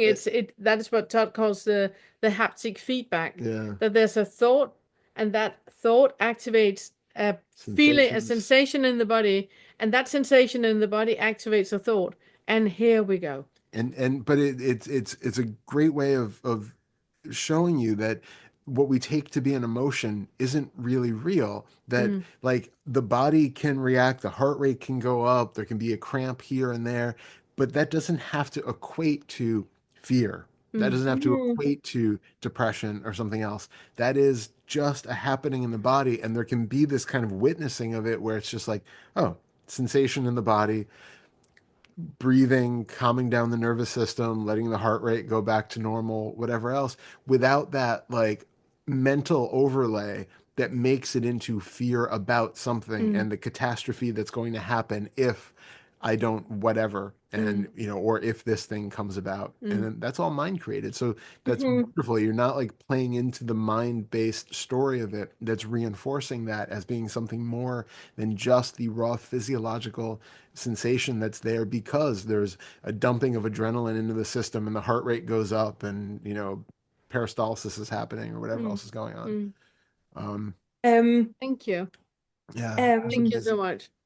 There was something else I wanted to say. I hate to cut you short, but Okay. We have Irene, and we have 4 questions on Okay. Discord. Okay. And Todd, he has a session. So we have to cut you short. I'm so Okay. sorry. You okay? But it's wonderful. I mean, it sounds like you're doing amazing. Yeah. And it's always great to hear the progression Yeah. and the Thank you so much. Thank you so much, Thank you, Hannah. Anna. So good Love seeing you. you. Thank you so Yeah, I much. love you so much. I'll talk to you soon. Yeah, thank you. Bye. And then we have Irene. Love your wig. Hi, Wonderful, Irene. wonderful. Thank you. First of all, I just want to say that this is kind of like going to, when I was a kid, going to my girlfriend's house where it was always safe. And I just want to thank you for the welcoming mat that is always out at your door. Oh, thank you. So Yeah. thank you. Yeah. And then a burning question, did you do each other's nails? Because they're beautiful. Thank you. She does her own. She doesn't let me do hers. No, I like to do my own. I sometimes do mine, but she actually did the last ones, and they always come out better when she does them. They look great on Thank both you of so you. much. So One day I she'll just let me try. I just wanted to just get some quick coaching if I could, because this seems to be the safe place where I come to talk about my family issues Yeah. that are, and there aren't many, but this one with my brother that was resolved. It has now picked up where his daughter won't speak to me, Mm. and her daughters won't speak to me. Mm. And so tomorrow is my great niece's birthday. And normally I would call and we would spend an hour on the phone and she would share with me for a solid hour. And I want to respect that they have don't want to speak to me. And so, but they haven't verbally said that. They just don't call, or I've called my great niece, she doesn't return my calls, etc. And I just wanted to get maybe some a different perspective from you. Yeah. The first thing I want to say that if nobody has told you, I do not want to speak with you. I would like distance. I would like for us not to be in contact. I will contact you when I'm ready. If nobody has said that deliberately, then you can't. Then it is something that you have assumed about it. For how old is your grandniece? The grandniece? She's 20 and she also is on the spectrum and she just started college a year ago, and so she's in a new situation and I really wanted to catch up with her. Yeah, yeah. I can only talk from myself on as an autist. I never reply. I never reply. I have lost so many friendships on that account because I just never reply. It's not my thing. But when we speak, it's like we have never parted. But I'm just not good at replying, and that doesn't mean that I don't want to speak with people, because I love when we finally speak. I love that. But that normal back and forth that people normally have, I don't have that with anyone. Not even my parents. I don't have that with anyone because it doesn't work for me. And it's also why I'm usually the devil's advocate when people come to me like you do now and say that they do not want to talk with me because they never reply. I'm usually the devil's advocate saying, you do not know that. You don't know that. The only thing you know for certainty is that you left a message and they didn't reply. It's the only thing you know for certainty. Well, I sent a text and I left a phone message because her mom had previously told me she doesn't respond to text, but she does respond to voice messages. Yeah. And then I asked her grandmother to tell her to please call me. And so I'm batting 0. Yeah, it doesn't mean anything other than she hasn't replied. You can still call her tomorrow and wish her a happy birthday. Don't say anything about call me back because she knows she can call you back. You don't have to say that. But you keep making messages and sending pictures and making audios and you checking in on how you are doing and what is going on in your life, and you're completely open to that until you're told to back off. But until that point, and I know that there's going to be a lot of people sitting and saying, yeah, but what about ghosting and all of that? If you haven't been told, you can just continue. Okay. I wanted your opinion and I Yeah, appreciate that's it. my opinion. I don't know about you. Yeah, well, I mean, I agree on a lot of that. I think it is a thing where we're so quick to project onto other people what we think their motivations are. And largely, like we've talked about a bunch today, it says more about us than it does about them, because it's like, well, if I didn't want to talk to somebody, I wouldn't respond to them. So I'm assuming that they're using the same playbook that I have. And it's, Right. you Yeah. know, so I think on one hand, there is the practicality of, do you continue responding or not, which I think Pernilla answered really well. The other thing is, in you, what does it do differently for you Yeah. if she was, writing you right back or calling you right back versus not?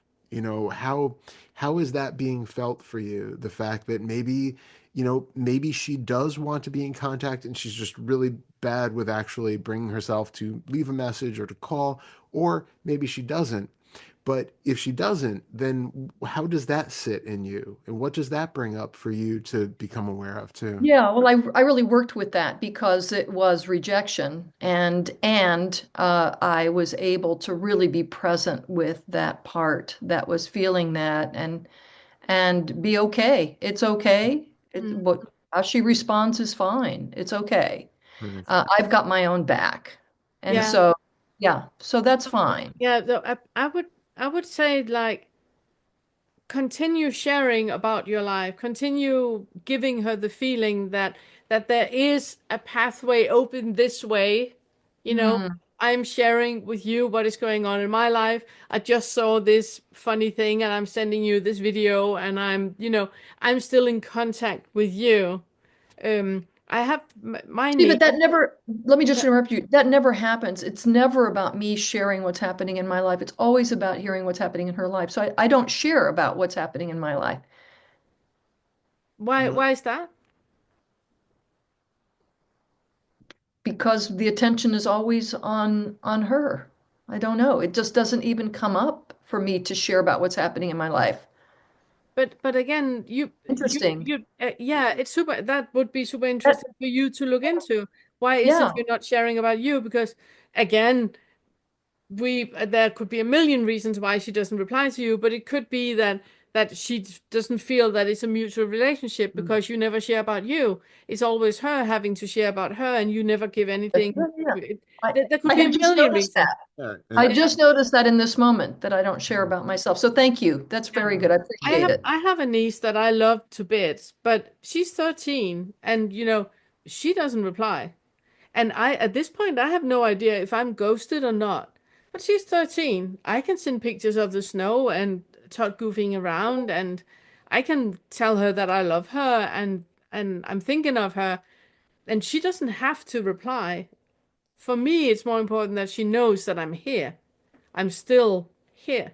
And if she Mm-hmm. wants to reply, I'm here. And if she doesn't want to reply, it's fine. There's no hooks into it at all. Yeah. Okay, good. Thank you so very much. Yeah, you're wonderful. so Thank you for welcome. asking. It's a really So cool welcome. question. And then we have questions on Discord. We Do we have time for that? Yeah, we can take a bit. This one I didn't understand. Okay. So V asks, please, can the 10th fetter be seen through and still a presence of me remain, even if on investigation there is no me? So not a spontaneous arising of no me, hopefully making sense. Yeah, okay. So I think there's a bit of a discrepancy based on the ways in which we talk about the fetters. If you're coming from a perspective where it's a linear thing, where you have to, have plowed through the first 9 fetters before the 10th fetter of not knowing, or the wisdom of ignorance, can be seen through, and that final kind of letting go where there's no grasping for anything. Then presumably if that was the case, then by the time you got there, there should be no self-identification left and it shouldn't be popping up. However, um, we don't really find that that linear path is the way that it actually shows up for people. What we find is that people are constantly cycling through all of these different aspects of delusion throughout the day. Um, and, I mean, one of the traditional ways of looking at the fetters is that each one of these is like a barrier to awakening, like the eighth fetter of conceit, that having that spiritual arrogance and pride is a problem. You feel like I've attained something.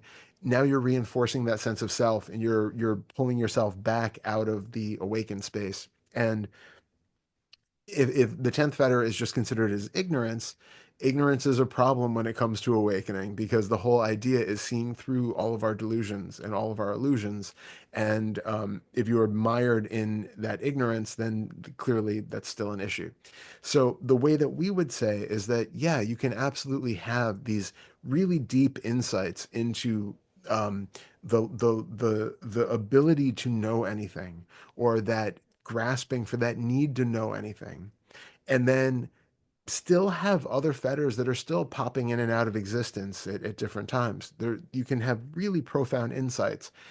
I always am reluctant about using terms like things being completely broken or seen through, or, like as though there's this absolute finality to any of them, because we, again, don't know what is actually going to happen. We don't know And that which nothing is bit permanent. exactly, and which bit of conditioning is going to come up at another point, maybe years, maybe minutes down the road. We just don't know. Um, as far as like, we see, we can have those big moments of seeing through the self, which I think is what you mean when you say like the spontaneous arising of no me, where there's just this like, oh, and there's like this, clear vacancy of where I thought the me was once, and it's no longer there. Those experiences can happen, but just because you have that at some point or multiple times, it doesn't mean that the complete edifice of selfing has gone away. And there will likely be many more times throughout the day that self-referential thoughts happen and are believed in. That, um, you break your toe, and all of a sudden now you have some identification with that toe that you didn't have a minute before. Um, you are losing your job, and now you have all of these fear thoughts about what's going to happen, and all of a sudden this self-referential thinking about my future and my life suddenly comes back online. Things like that might happen, also in more subtle ways. When we talk about fetters 4, 5, 6, 8, they're all 7. They're all different ways of, really all of them, they're all different ways of creating identification of more and more gradually subtle degrees. So even the resistance to, it's 10 degrees too warm in here right now, I would much prefer it being colder, there's still a self-referential me thing happening there. I'm feeling hungry, self-referential me thing happening there. It's coming in and out in all of these different ways, and it's just for us to become aware of in all those different instances, that there is identification built into all of these different aspects of living. Um, so yeah, the short answer to that is it is very much possible to have really deep insights into the 10th fetter. I would be reluctant to say that it's just, seen through, never coming back, but you can absolutely have, like I had really deep insight into the 10th fetter early on. Well, Before the second fell. yeah, before the second, and definitely before 5, 6, I had worked with those. Um, and there was a very clear moment of oh, just this letting go and this release and this opening, and gradually got deeper and deeper, and kind of infiltrated in all these different other ways. So just stay open to however these things are showing up, and don't get hooked on the idea that it's been here, now it's no longer going to be here again, or I've seen through it and it's gone, or yeah, just keeping with the theme of what the POK talk is on. It's really about just recognizing moment to moment which fetters are currently present here. How am I identifying in this moment? And then use the tools that you have to investigate. Yeah, wonderful. Thanks. Next question. Cleona asks, how do you know when you're projecting? And can that not become a constant gaslighting of oneself and one's intuition? For example, a couple of childhood friends act distant and a tad inflexible about meeting when you travel from one country, excuse me, and are in their locality just for a day. Is it okay then to just discern that this may be a toxic friendship and that there isn't the mutuality, generosity of time, or reciprocity that is healthy in friendship?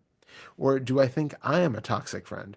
I get confused as I don't want to gaslight myself and also want to own my projections and also not be a doormat. Hope that makes sense. Please ignore if you think it's not helpful. That was very much helpful for Very, me. very super Thank helpful. you. Really, really good question. Yeah. It's a bit what we just talked with Irene about. Yeah. That is really about noticing how much of this is your assumption and your projection.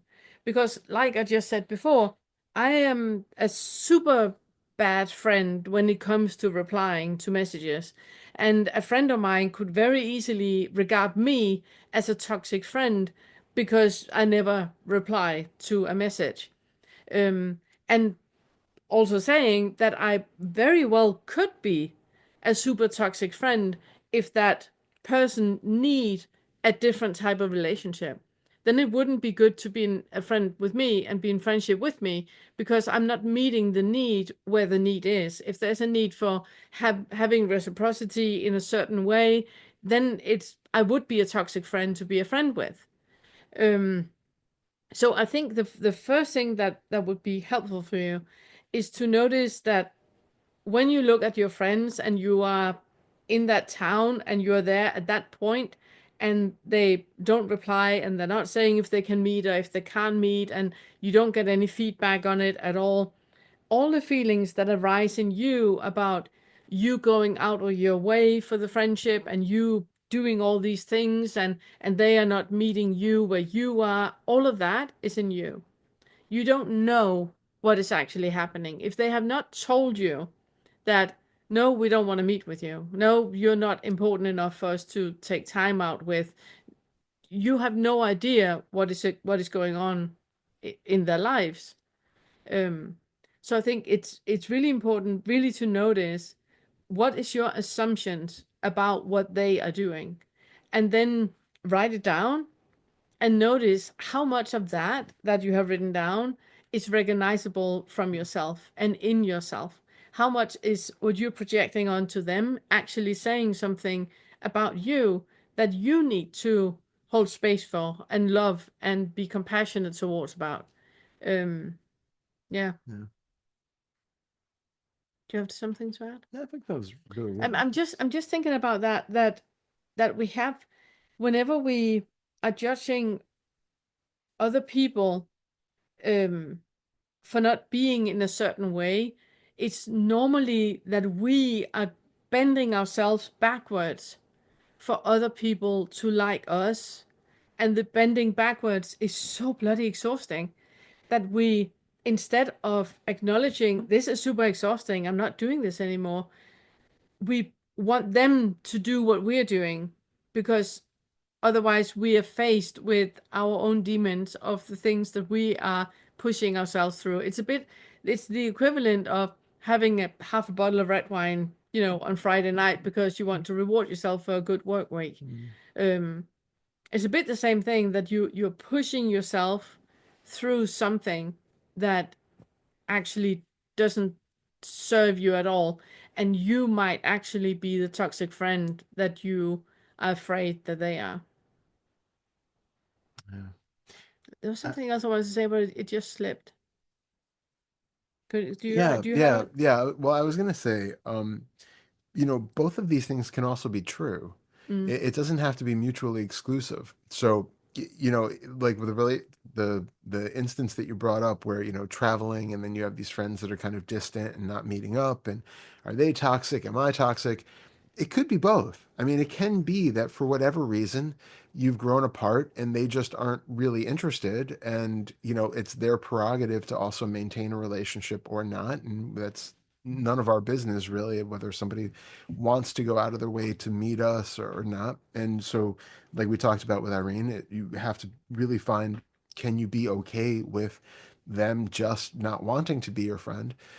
Also, it can be, you know, you like an instance for you to find, like you were saying, all the ways that I'm doing the things that I think they're doing. It doesn't have to be just that I am the toxic one and they are saints, or they are toxic and I'm a saint. It's probably some of both. And it's in the middle way of both. exactly. And so it's not about coming to the like absolute truth of the moment. It's about using it for whatever insight you can get out of it. It's really, like I said earlier, but to somebody I forget who now, that it's like everything is grist for the mill. Everything is fodder for discovery when we use the inquiry this way and use the tools this way. So you can then see like, okay, I'm using the tools to find out how this does reflect to my bubble of projection. What is this saying about me? Also, on a completely different level, do I want to actually maintain a friendship with people who aren't reciprocating and who exactly don't like seem you to said, be, yeah. So like both of those can be happening at the same time.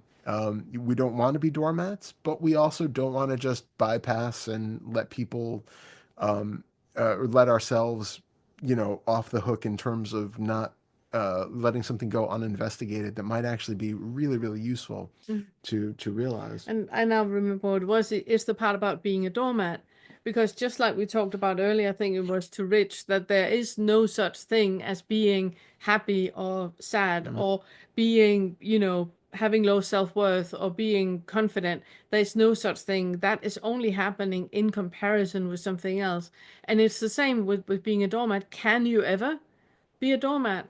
Or can that only happen in comparison to something else? And what is the fear about that?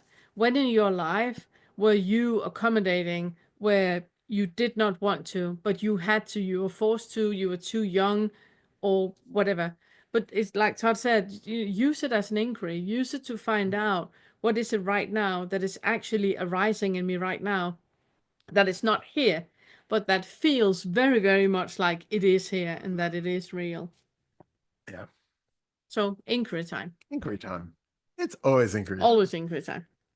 What time is it? Inquiry Inquiry time. time. We need a clock that's just inquiry time at every single. Oh, yeah, I want that. Okay, Michael asked, one question which pops into my mind in relation to the recent video about having a strong sense of self and making sure our no self needs are met. This relates to working with feelings and emotions, which I'm a little confused about at times. After we've uncovered and ditched the story overlaying a sensation, the underlying belief, etc., do pure sensations function as a healthy indicator of needs not being met? And can we then inquire into them about whether they carry any message? Is it even possible to combine the practice of feeling into the sensation and ditching the story and post it, while not losing sight of possibly worthy information coming from the body about our needs not being met? Or am I mixing two areas here? Thank you. You reply. Oh, I feel like Yeah, this but is I don't understand the question. Oh, sorry. Well, it's about what we do most of the time is saying, like, you have your experience of your emotion, and then we dissect it, and you feel the sensations there, and you break it apart into things. He's asking whether because the intuition is being discovered by like body yes or body no, are you bypassing that intuition sometimes by like just dissecting the experience down and just being with I them? don't understand the question. Well, okay, you know how we talk about body yes, body no Yeah. a lot, and there If is. you understand the question, you can just answer. Yeah, well, I think you would actually be really good at answering this if you I just understood need it. to You understand need to what understand we it, are but talking I about. think you're going to be gangbusters at Okay, answering go it. on. If you take what comes up in the body Yeah. as an intuition, Yeah. and if you're used to then kind of dissecting things Yeah. and bringing it down into just sort of, it's just sensation, it's just label, are you missing like meeting your actual needs? Like, because we talk about like the self-care for the non-self. are you like crossing boundaries Yeah, basically you absolutely by can, not but then you're back. feeling into the so what they're asking is really the distinction between um feeling your needs, like your authentic needs, Yeah, like and Fetter flow. yeah, and the body giving you this intuition. But that is the same thing. Yeah, and but the difference between that and um not how do I put it?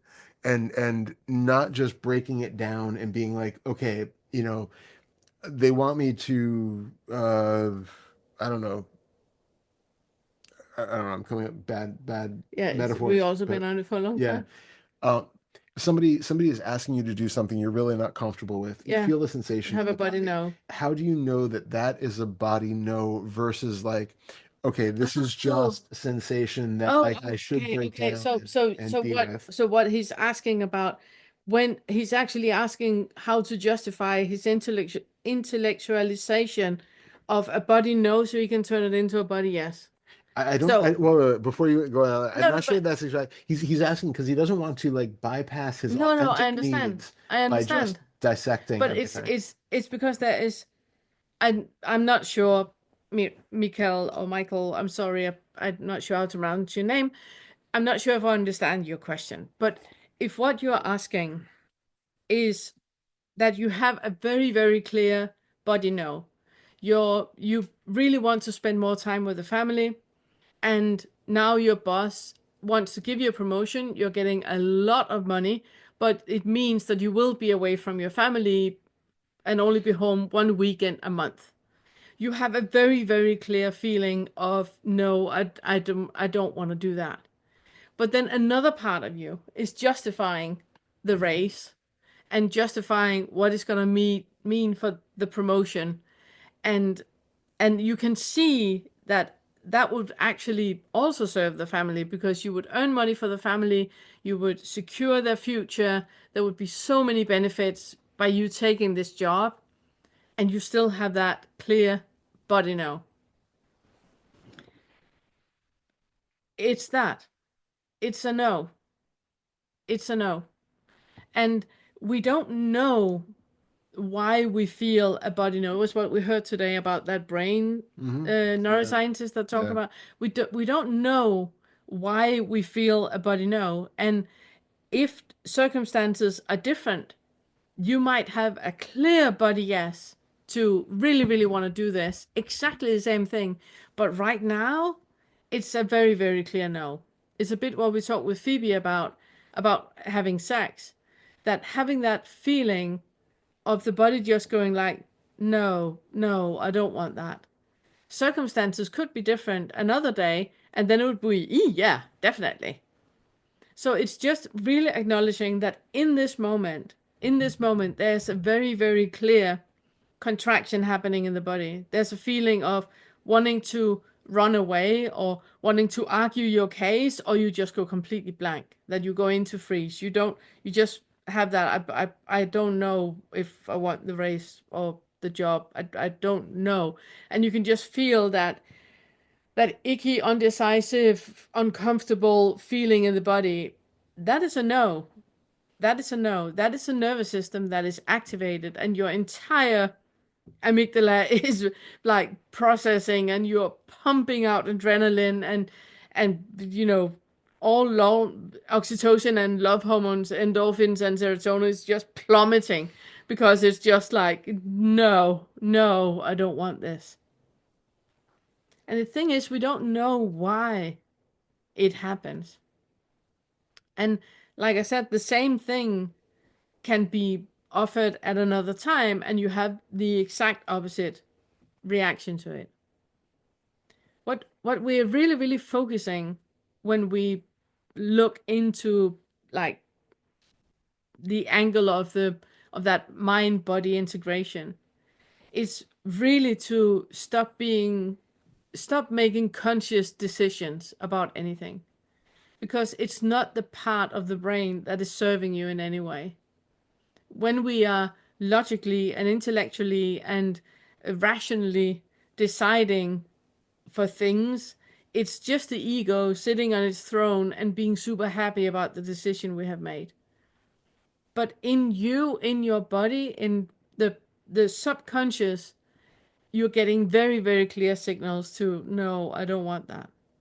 Like I've said multiple times, where a body yes and a body no can be measured on brain waves and pupil dilations and contractions and perspiration in your hands way before you are aware if this is a yes or no.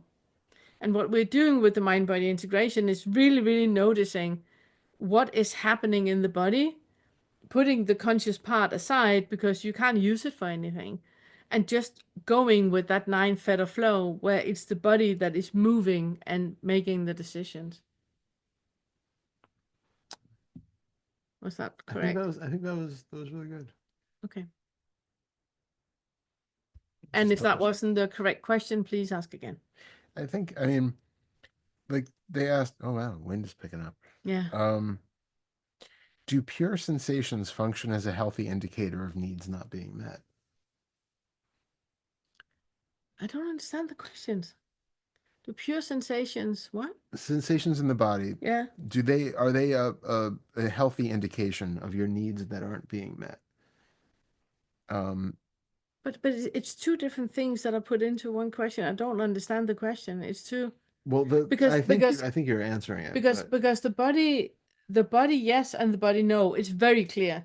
But it's physical. Yeah. Do you want me to cut off your nose? No. But there's like a felt sensation in the body that is accompanying it. Yeah. And that's what he's asking is like the pure sensation. And I think the discrepancy here is the use of the word pure sensation. But I think he means just without the label of like I'm feeling fear when you talk about cutting off my nose. It's just that very clear no. That contraction, bodily, subconscious, no. Not doing that. So is that a healthy indicator of needs being met? And it can be.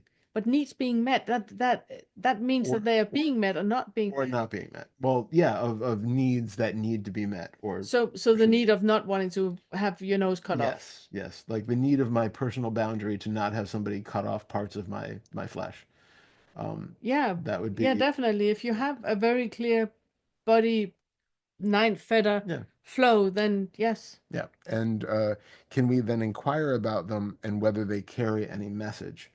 So it's that part I don't understand either, because carry a message. The message being like, I need to work on my boundaries because every time. But then we're back in the conscious mind. Yes. But that's not what we're talking about. No, but that's like pointing because we're back to the self-care for the non-self kind of thing. But that is not conscious at all either. Can you say more? No. Well, the difference of like the self-care for the non-self, it is you taking care of that homeless puppy that you just picked up on the pound, that you see that is lying and shaking over in the corner, so you don't put tool on. You don't put like what's wrong with tool? There's nothing wrong with tool, but you don't put like Yeah, you don't start with a jackhammer right next to it, You make sure that it feels comfortable and safe, and you take it to the vet so it can have blood work done, and you take it to the dentist so it can be checked, and it's the same thing with the meat suit. Really really meet the needs that are there, and there's no intellectualization about it.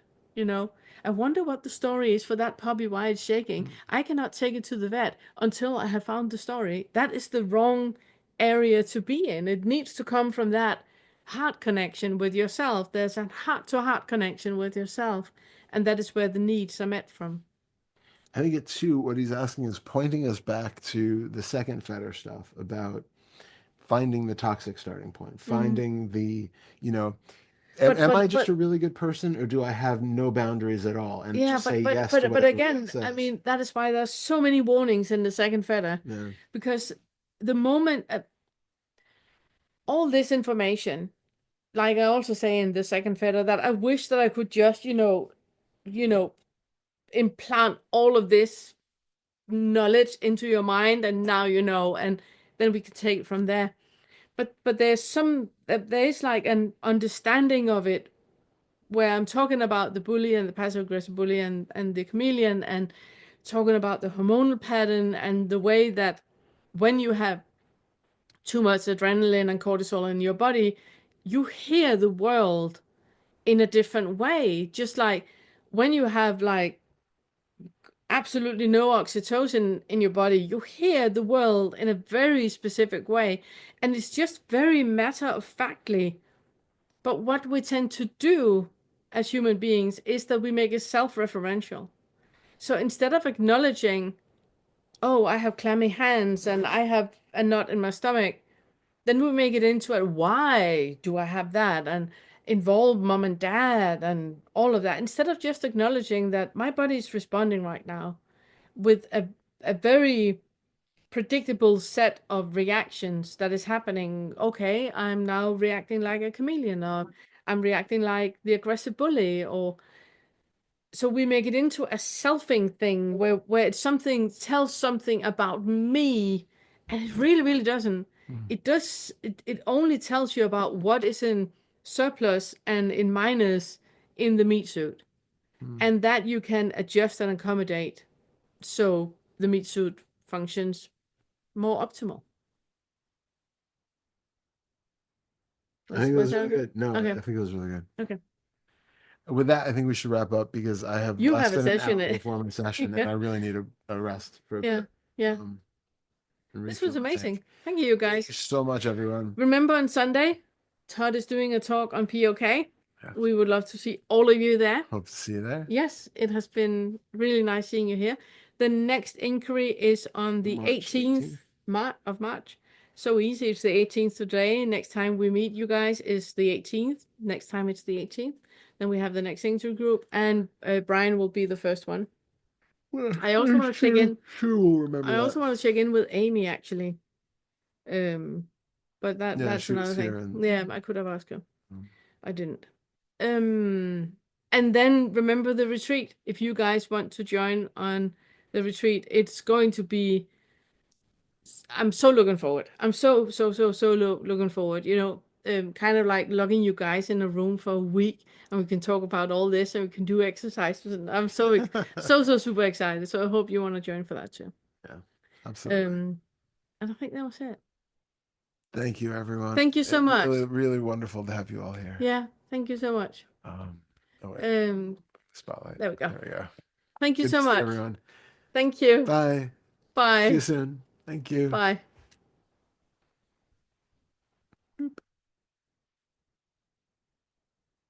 That's really nice.